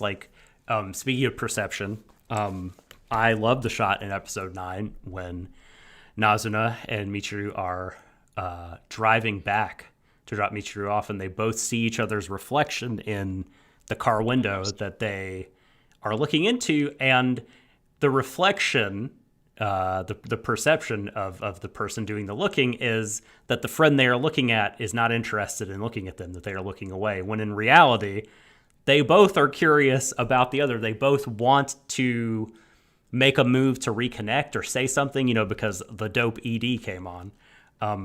And it's I like that, brother. Yeah, because of that. Exactly. It's well, that was a rare created good feelings. Diegetic use of the ED, which I greatly appreciate. They've done it 3 times in the show. Yeah. It's good shit, man. I like it. If you have a good tune like that, cash it in. I agree. I so agree. Anytime there's an anime and the music appears diegetically, either on a radio or say there's a band in the show and they start playing the opening or ending theme, nothing is better to me than that. I love that. Other things, great suplexes and pile drivers, especially in episode 8. Those rule. Absolutely. The most giant release pile driver of all time, from Shiro to Giant Rhino Man. And so the Shiro thing, the sort of big reveal is him as a silver wolf. I'm of 2 minds about it. One, I can't believe this anime is using that trope again. You're 1,000 years old? Yeah, but you only look 27. No, I'm kidding. This is my dunk on lowly shows. That's where I Jesus Christ. I'll get me started on that. By the way, she looks 12. No, she's 30,000-year-old vampire. Well, I'll note, by the way, when Shiro transforms, he has what I think is a reference to the trigger cross thing with the pattern. Yeah. So they're bringing that back again. It's an ongoing motif. Since Gynax, right? Yeah, it's something that they like to use. It's actually a it's not bokeh, but it's something else. It's a certain effect that anime from the 80s and 90s replicated from film cameras, and the way that the light penetrates the lens and creates a certain effect. It's what's her name? She directed Liz and the Bluebird. I'm trying to think of her name. She's a really, everybody on Annie Twitter loves her. Hold on. The KyoAni specific director. Yeah. Oh boy, why can I not think of her name? I'm gonna find her. When you say the name, Naoko Yamada. Yes, Yamada. That's right. Naoko Yamada does this sort of thing too, in a much less stylistic, not less stylistic, but less bombastic, where she uses, she specifically recreates the quirks of film and video cameras in animation. She uses bokeh a lot. It's actually a way, other than feet appearing on screen and characters telling a story through feet. If you've got a power move, you've got to use it. Yeah, it's the 2 ways to tell if Naoko Yamada is directing a thing is film related lighting effects or feet. That's the 2. Yes. Calves can tell it's a story. It's a thing that anime likes to do. Anime really likes to, as a stylistic choice, replicate the quirks of like film cameras and the way that they receive light and stuff like that. So that's actually really good. I'm glad you brought that up. It's a really good example of that particular phenomenon. It's pretty rad. And when he is becoming wolf form, and I think they do this when Nazuna changes too, but there's that like really nice soft crackle sound that I feel like these folks have been doing really well since Die Buster. Like, I think in Furikuri as well. That crackle, I love it. It's so one of those like weird details that I nerd out about. I love the crackle sound. Episode 8, I think, is the best looking and sounding episode so far. I love the transformation. I love the monster design, all the action animation. Also, another callback is just the almost cartoonish amount of blood that happens in episode 8 really reminded me of Kill la Kill. And it's like the same shade and the same, just like an ocean of blood flowing out of a fire hydrant, but it's full of cherry bar. I know. That's like one of my favorite things about Kill la Kill is just like blood does not matter. There's more blood in a human body in Trigger anime than there is in like all of the world's oceans. I love it. That Michiru did first aid and learned how many pints of blood are in the human body, that's for sure. And I thought, it's way too low. They went to and studied under NetherRealm Studios to learn the amount of blood in the body. Exactly. And like, I love that when he has been gored and thrust aside, Michiru like throws some boxes at the rhino and then says, "Run for it," as if someone gushing that amount of blood could escape.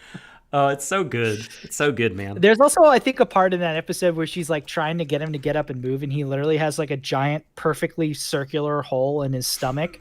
And I do think that there's a scene where she like is looking through it from the opposite side, and I always love when that sort of thing happens in shows. She's gonna beat her mum again, and she's gonna say, "Mum, I've seen some shit." Yeah. Jesus. Totally. I've seen a man with a hole blown out in his stomach. That's like some Warzone shit. I've seen a man who, if he like lay down on the floor, like I could use as a basketball ring. Yeah. It's like you think it's major when he's broken his arm and he just puts it back into place, and you're like, oh God. But then it's just eclipsed by the giant Jupiter that is him being gored and continuing to live. It's like it's like almost shockingly violent at certain points during that fight. It's a real swing because this show has been pretty tame so far on that front. But yeah, that's some real legit gore happening. The worst I think we got was when that gentleman got fed to the propeller by not Penguin. Oof. Yeah. Yeah. Jesus. Oh no, it was Wilson Fisk or Fish. Yeah. Forgot about Wilson Fish. I forgot to mention. So I wasn't kidding when about Shiro's being the Silver Wolf. Haha! I did the funny bad side of the quote. But a thing that I really kind of enjoy about this is that he's almost like the physical embodiment of a revolution, or I guess if you want to be not charitable, like a spirit of revenge.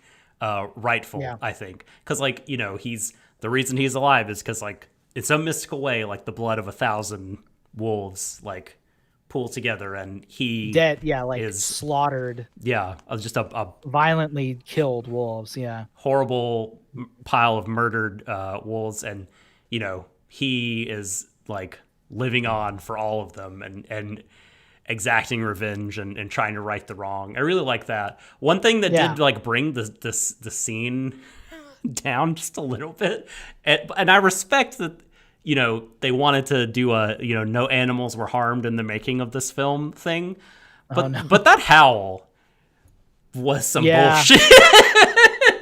Look, man, it is for some reason anime loves to have humans voice animals. In like I don't know if you guys have ever seen the Japanese dub or the the original Japanese version of Cowboy Bebop. I say Japanese dub because I think English is the only way to watch that show, and that is a unique opinion from me. But In the in the English version of that show, Ein is voiced by a dog. It's just like the sound of a corgi barking. In the Japanese version, it's Koichi Yamadera, Spike's voice actor, doing a dog voice. And I'm like, and in Fully Cooley, the cat is voiced by none other than Hideaki Anno. So, like, I don't understand why anime always has to have, even in especially in Japanese, why can't they? Yeah, just put a wolf howl sound in there. Don't make Hosoyan embarrass himself in the booth by trying to do a wolf howl. Well, you think that's random? Like, if you've ever played Metal Gear Solid 4, there's a monkey in that game. I have the monkey is mocapped by Raiden's motion actor, and I'm fairly certain who also did the noises. And he's just a tiny monkey, but there's a full-size dude who's literally jumping on people. Yeah, but that's Kojima just being a dickhead. That's him. That's him just trying to spend all of Konami's money that he. I feel like that could be a recurring phrase for every time we discuss anything to do with Kojima. Well, yeah, but that's almost that's a running joke at this point about Kojima. Is like, I remember all the jokes about how the reason why Konami fired him is because they walked in on him during Metal Gear Solid 5 mocapping a bush or something like that. It was a burning bush. It was really important. Snake was Jesus. Yeah. That's one of his charms, is that he's just so incredibly stupid about mocapping for some reason. Or like, yeah, it's like how in Death Stranding, one of the features of that game is an incredibly realistically rendered can of Monster Energy drink. Yes. Yes. Anyway, not to get off on Kojima, that could be its whole own podcast. Oh man. Nope. Back on track. So, what do you have anything else to add about BNA episodes 9? That's 8 and 7. I'm going backwards here. Fuck it. That's it for me. Yeah. Let's see. The terrible howl we talked about. This is a nitpick, right? I love nitpicks. Much more so than I think our issues with like the bird, Jujin Beastmen are correct, like our gripes, because it really muddies things up when they had previously done, I thought, an okay job delineating Beastmen from humans and animals. But a nitpick happens in episode 8 when I think the mayor, and I want to ask a couple questions about the mayor to you guys, but the mayor is the first beast man to get a doctorate in the year 2020. Beastmen have existed since like at least for 1,000 years. At least for 1,000 years. What the hell? How? I mean, I guess it's not that much of a stretch to be like, oppressors be oppressing. But how? Like, how is that the first? Let me just expand on that, Doc. Like, this is also where I think the Beastmen, this is something I've said before about the idea of how a Beastman, like, as an allegory for a oppressed minority, falls apart, because they can literally, like, change how they look on the fly to be the same as the oppressor, if you want to call it that. So, okay, no Beastman's got a doctorate since until recently. Let's just roll with that bullshit. Let's just roll with the horse shit. Like, you mean to tell me that none of them ever tried to attend, like, a university while just looking like a human and keeping it hidden, X-Men style? You would think so, right? I mean, you would think so. This is why I keep going back to this as a problem for the show, because I understand, like, the idea of wanting to be true to yourself and all that. And I think that what they're going for is not necessarily racism, but maybe they're trying to go for attributes that are not expressly through skin color or appearance, but more like, say, sexual orientation, perhaps. That kind of thing. Maybe that's what they're trying to analogize for, but it doesn't really work there either. But, like, you can't, like, say, you know, this is a repressed minority, but they can look like the oppressors anytime they want, because it kind of weakens the point, in my opinion. But we've discussed this before, so I'm not going to belabor this point again. Yeah. That's well, also, how old is the mayor? Because is it implied that she just got her doctorate? It looks like she was a child. I think she is correct, but they're a child during, like, World War II. World War II, right? And you know what's crazy? Like that whole. I've just remembered this. This reminds me. Like, the actual Nazis were experimenting on Jewish people. Yeah. Like. Yeah.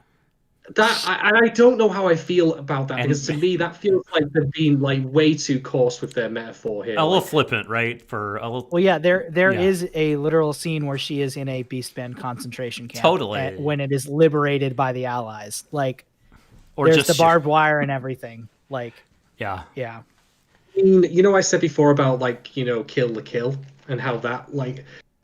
But this is something else I mentioned on the previous podcast as well, Mark, which I'll just mention again, which is you mean to tell me you give a repressed minority their own state, and then if you are meaning to say that these are people who are Jewish, because that's the thing you're going for by putting them in concentration. Okay, they could also be Roma gypsies potentially. Let's go with that maybe. But like, and you then mean that you give them their own state. You are playing with some political, like real world political fire here, dabbling with Yeah. that. And that's But I think why I right. I think it's been established here though that it's not theirs, right? I mean, it's theirs as long as they don't piss off humans, right? Because it goes away also, if the corporations get mad. It's also said that Anima City exists to like essentially force beastmen into like assimilation into like human society, essentially like be humans. They've built this entire city. Are we getting into the territory now of like, you know, how people, for example, in North America, relocated to schools that were meant to teach them out of their original culture, that kind of thing? I definitely think that there is a certain aspect, because actually Really? it is in part of my notes. Did they? So what episode did they say? So this is the thing that I missed, right? Is that Anima City is some kind of assimilation thing. I thought it was meant to be like a sort of. I think it's both. What's I think the it's word? We've used it before. Not refuge, sanctuary city. Yes. Yeah. There is. Hold on. I have this in my notes. I just have to find it.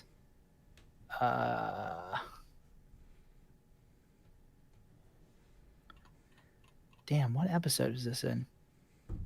Yeah, Alan Silvestre in episode 7, when he's talking to the mayor regarding the cult, he's introducing an age-old model of the oppressor, which is essentially forcing the oppressed to abandon their culture and modernize to the oppressor's standards. He's saying, you know, that's why you're here. You're here to integrate into human society so that there can be no more violence between beastmen and humans. Yeah. And the mayor agrees with him. Yeah, right. So clearly Anima City is some sort of, you know, machine for getting beastmen used to the idea of human society so that there eventually can be some sort of integration. But it's then this question of like how much of your identity as a beastman will you have to give up to live in human society without humans trying to just like constantly murder you know, because you're a beastman. Yeah, if this is the thing, like I just should reiterate, like how many different things have we brought? How many different real world events have we brought? This show is catching such a wide net. I wish it would just put it down to one and be all in on that. Again, that's what I'm saying is Trigger's really good when they do anti-fascist stuff, and I don't know how great they are when they do anything else. Because honestly, the thing is, you mentioned there, Mark, very rightly about like the cultural erasure thing, like you're going to be assimilated. But what is Beastman culture? Beastman culture is being an animal man. And acting like it, I guess. Like, I mean, if you're going back to the thing where I said like about how Native Americans were taken to be re-educated out of their own culture, they have a culture that we can learn about that is known, you know? Yeah. There is all that. And I'm not going to try even talking about it because I don't know anywhere near enough, so I'm not going to expose my own ignorance. But that is something that exists. But if you're going to do that in this show, you need to have a starting point for why it's different. But then you run into the problem, how do you create a entirely unique culture like that is not already like... Yeah. I think you're right. They definitely don't do a good job of showing it more constantly or as more of a fact of everyday life within Anima City. But there are two, like, I think episode 7 is a pretty good example of not necessarily Beastman culture, but maybe like certain aspects of being a Beastman that humans would find fault with. And there's also the scene in episode 1 where the like dog Beastman and the bull Beastman have like a straight up like horns locked fight in a bar or something, and they literally, the narrator or whoever is narrating that scene is literally saying like, oh yeah, this is like a fact of daily life.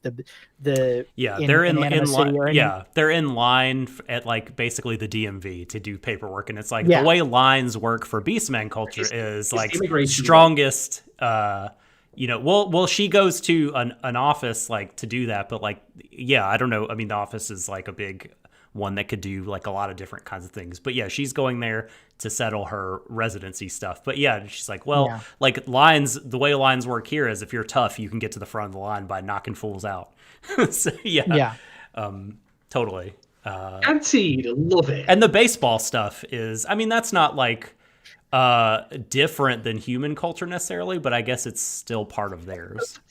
Yeah, it's like I can read into it enough and see, like, there's I'm thinking of a scene of like there's a cow Beastman and he's like chewing on hay and the humans don't like that. And their and their belief something like and their belief in the silver wolf that we've been talking about, that's very much their culture.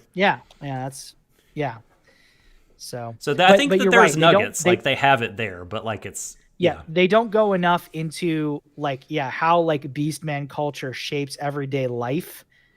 And they also don't go into enough why exactly the humans don't like Beastmen, other than the fact that they exist and are not human. Which, like, fair enough, is very little justification needs to happen more than that in the real world most of the time.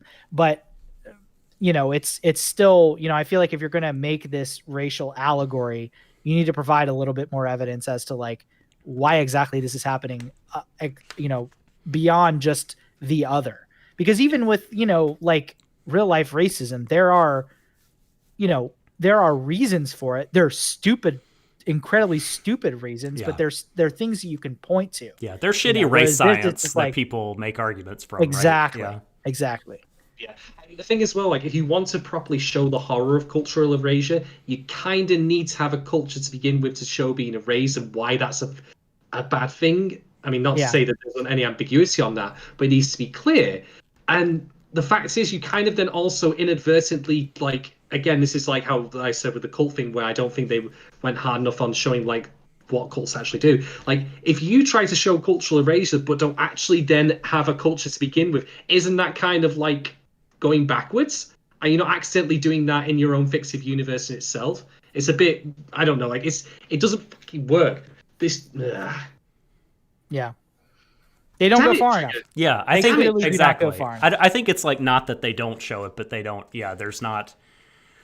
There's not enough. There's not enough. There's not a solid enough thing that's established for sure. And I mean, oh shit! I was gonna make another point, and now I've forgotten. Great. All I'm gonna say is, I Patrick and I talked about this when when this show first came out a while ago, when they released like the first like 7 episodes or whatever. Oh yeah. I ended up watching it. It was like, like way back in March or April or something like that. Maybe even May.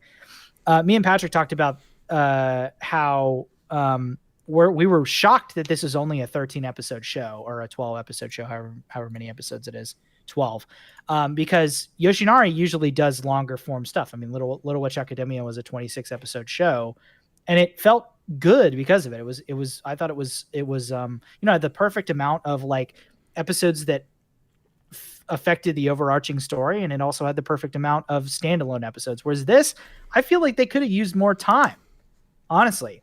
Yeah, I think with more time they could have fleshed out what life in Anima City was like, what Beastman culture was like, what exactly the conflicts between humanity and Beastmen are, and what the reasons for them are. Like, I would also like to have seen what it's like to live as a Beastman in a human city, a regular place. Yeah. I mean, are you going to start them? I mean, maybe it would be a bit ham-fisted to start bringing in things like Jim Crow. Like, this is a Beastman stall, etc., like for bathrooms or whatever. I don't know. But I think that you need something. Certainly wouldn't be out of place in what we've already seen from this show. Yeah. So, but we need a starting point. We need other, like, that's the thing also with the cultural stuff, like starting point, points of comparison, be more. It feels very rough all around. It feels like a first draft, which is unfortunate. It's not focused. It's pretty all over the place. It seems like it's trying to tackle a lot of things where maybe it really should be more focused. Yeah. So let me reel it back in a little bit, and say that I think that the show, it's become clearer to me as the show has gone along that I think that the show is not trying to say Anima City as it's currently constructed is good. And so I think like whatever problems we see in Anima City are like whether they were intentionally sort of, put out there to be problematized by the anime, or they're just things that we're kind of coming up with. Like, we're not cutting against what the show is trying to say by saying, hey, Anima City got problems. There are this some bullshit happening here. There's a lot of issues, not least of which is like, again, like it's dependent on like corporate money from oppressors who happen to feel good. They feel good about themselves, like supporting this. And it's a really interesting point. Like, I forgot about this line that Beastmen are trying to modernize, and that's why Silvastra is not keen on letting them in to the city. Like, that's another kind of thing to add to the list of evils, or maybe not evils, but like sinister aspects to this thing that you might look at from the outside and be like, oh, this is a good thing, right? Anima City, a sanctuary city, a refuge. But like, there's all these things about it that are harmful and bad. And I think that's interesting.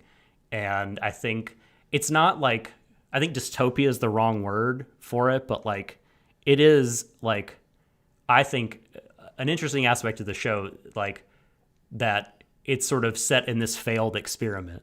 And I think like by the end of the show, the end of the show won't be like, well, fuck Anima City, we need to leave it. It'll be, we need to make it better and everything. But yeah, I think that's like a neat aspect of it here, right? I'm going to put a theory out there because something's just clicked with me. And we'll see if it comes true. I'm sure people who've seen the rest of the episodes like, but what if, call me crazy, but like they've made references to various things about like the stuff that people eat and drink. Oh, yeah, like the fireball, yeah. Yeah, and also the water supply. Are they possibly doping the people of Anima City?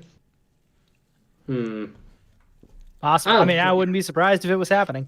I don't know. Got shit in the water. Fluoride. That kind of thing. Anyway. But last question. Last question for me is like, were you guys surprised in episode 8 when like the mayor just walked into at the end of the room with evil Jesus and everyone working on, the rhino person, like, and seemed to like not miss a beat, right? Like, go up to the computer and be like, yo, Alan, what's happening? Like, let me take a look at this specimen you got here. I was just like, oh my God. Like, I was like surprised, but not surprised. It was one of those things I suspected. And I was just like, I fucking knew it.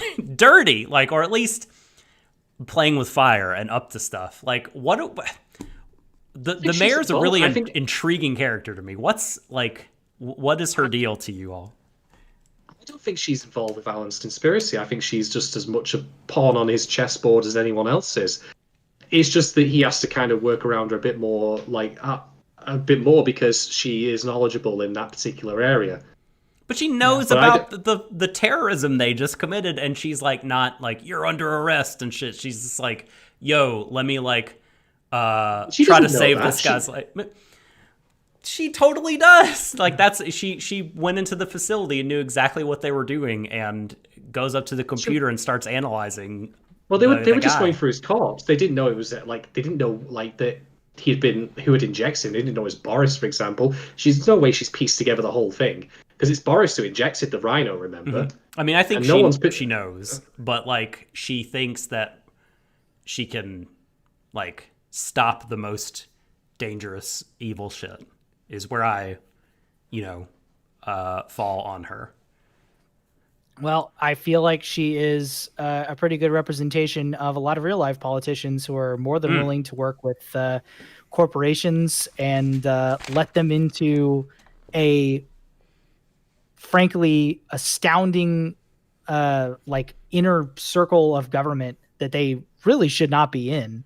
I I mean, Alan Savasta should not be able to just walk Yeah. into the mayor's office unannounced. Yeah. But he can and does. Yeah.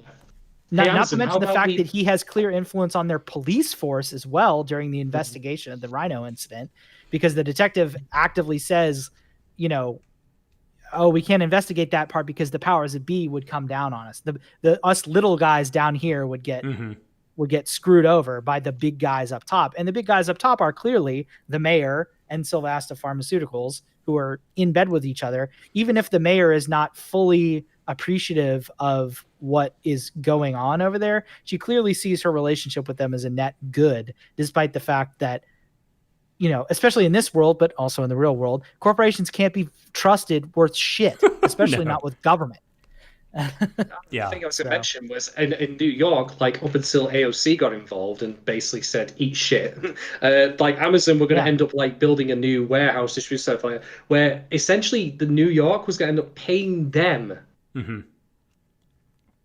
Well, yeah, not to mention all of the indirect effects of building this massive, you know, high-paying corporate headquarters in New York we're going to do to gentrifying dozens of neighborhoods around there and in Long Island. And, you know, it was already, there was news stories already coming out when that was happening of Amazon executives snapping up condos and stuff before the announcement was even made in Long Island City and stuff like that. So it's like, yeah, you're right. I mean, it's like, you know, it's a fact of modern life that governments will more often than not just bend over backwards to accommodate the every psychotic whim of a rich corporation in the interest of, you know, maybe getting handed down something at some point, you know, which is clearly what's happening in BNA. Who'd have thought that William Gibson was right? It was about cyberpunk and like how corporations rule the world. Fucking hell! Yeah. It just means we have to have Bezos dollars instead of New Yen or whatever it is. But anyway. Yeah, we didn't get any of the cool. We didn't get. No. Why am I not living in a synthwave world? Why am I not living in a neon world? Yeah, I can't jack my mind into the internet, and I can't, you know, jump off a 10-story building and land crushing the sidewalk below with my sick augmetic, you know, legs. Yeah. I just get the shitty parts of cyberpunk where the government is useless and corporations are constantly breathing down my neck and stealing all of my info. And, you know, the biggest real estate company in the country now owns 23andMe, so they can use all that data to discriminate nationwide. I mean, it's like, we get all the shitty parts, but none of the cool shit. I can't go outside onto a rainy, you know, neon sign lit street filled with holograms and, you know, go have sex with a robot, whatever I want. It's like Avery Brooks said from Deep Space Nine, you know, in the advert for IBM, I was promised flying cars. Where's my flying cars? Yeah, we don't even have flying cars. Oh, fuck. Best I can do is get a sport pilot license. And even that is boring. Shit, even the jetpacks look crap. All right, look, we should probably rein this back in. So, Doc, do you have anything else to add? Well, I just to round off on the mayor, like I think it's actually, now that I think about it, Shadon, like it's highly possible that you're right in terms of what she knows. So that's what I like about the mayor is, like, so far I don't like all of her cards have not been revealed. You know, because she's clearly more involved than you think she is at the beginning, but like how involved, how much does she know? How culpable is she for certain things that are happening? You know, is she actively pulling levers, or does she back into a corner and feel like, oh, I've got no choice because I have to do what Alan says, or he'll, like, you know, pull the plug on this thing that is flawed but can do some good, I hope. Yeah, she's super intriguing to me. But that's my last thing. And so now is, I guess, the time where we rate this batch of episodes out of 5. Marc, as our guest, I'm going to let you go first. So out of 5, how do you rate these batch of episodes?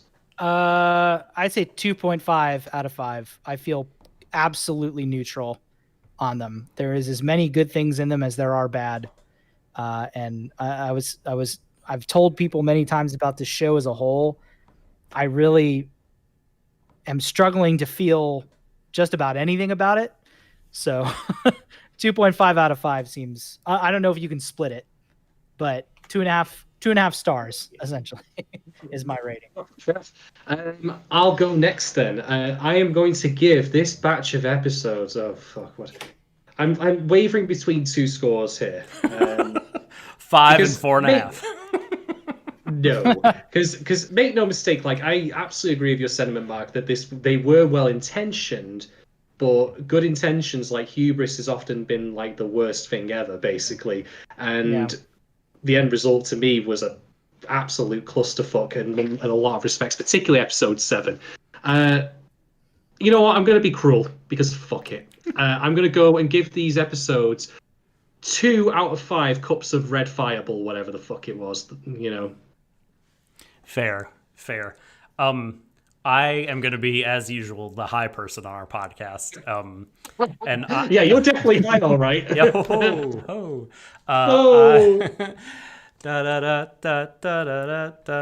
I'm going to give this 3.25 Sky Pile Drivers out of 5, because I think this is like, I mean, very, it's flawed, no doubt. But I think it's better than average still.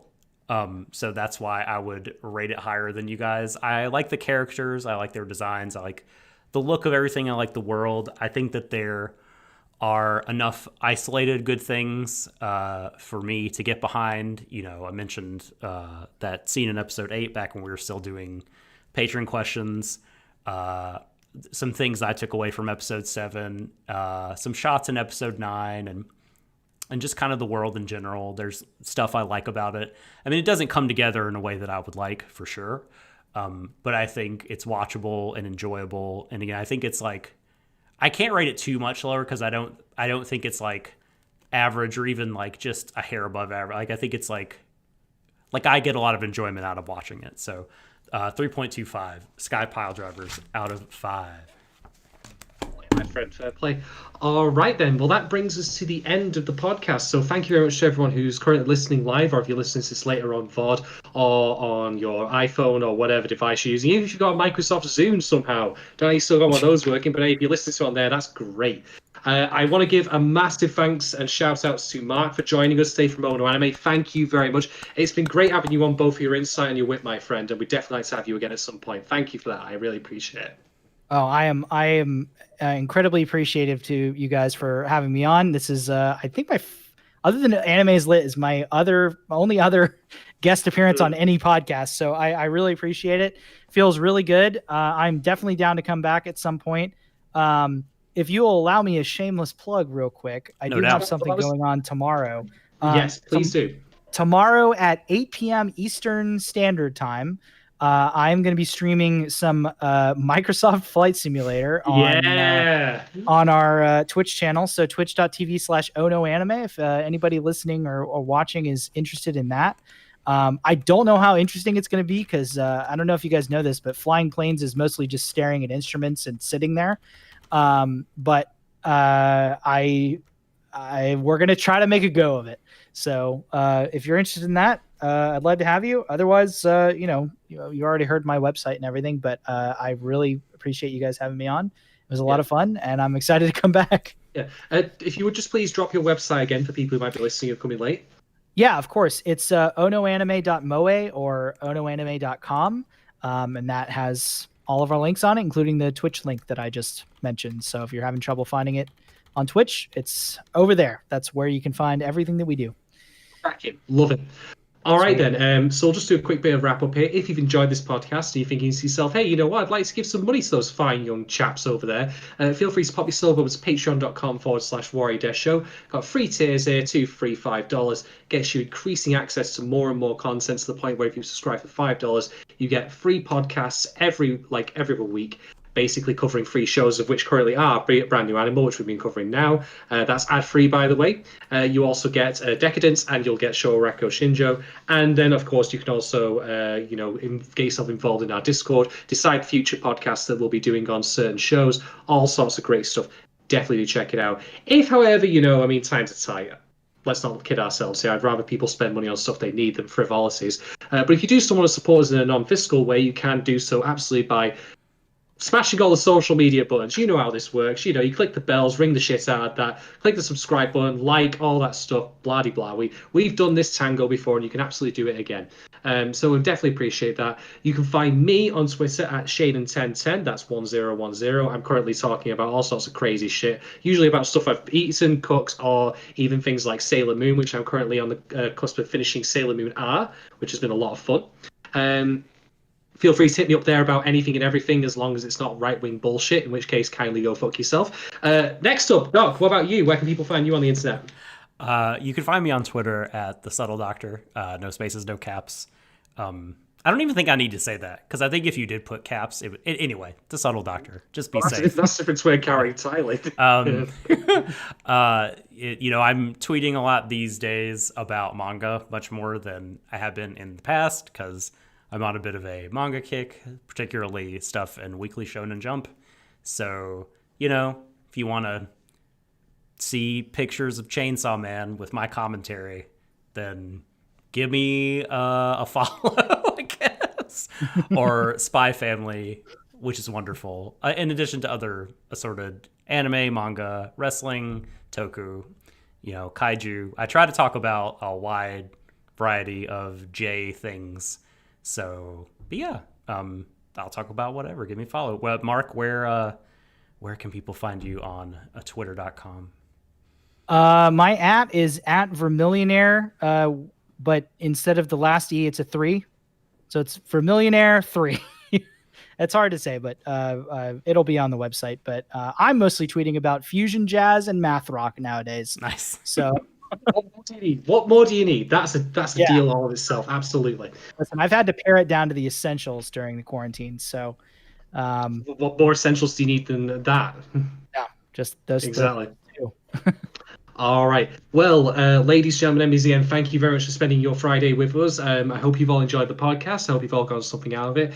We will be back next week with Decadence. I will be back tomorrow doing Final Fantasy VIII at the 8, my time, that is. So that means you can get my stream and Marc's Flight Simulator streaming as well. So we're going to get all the good stuff on tomorrow. But otherwise, I hope you all stay safe and well. Look after yourselves like your loved ones. Wear a mask if you can. Don't be a twat. And otherwise, as we always say on this podcast, embrace your everyone. It's the ends of the universe. Good night. Bring back the brothers. Soon. Next, 2 streams away, literally.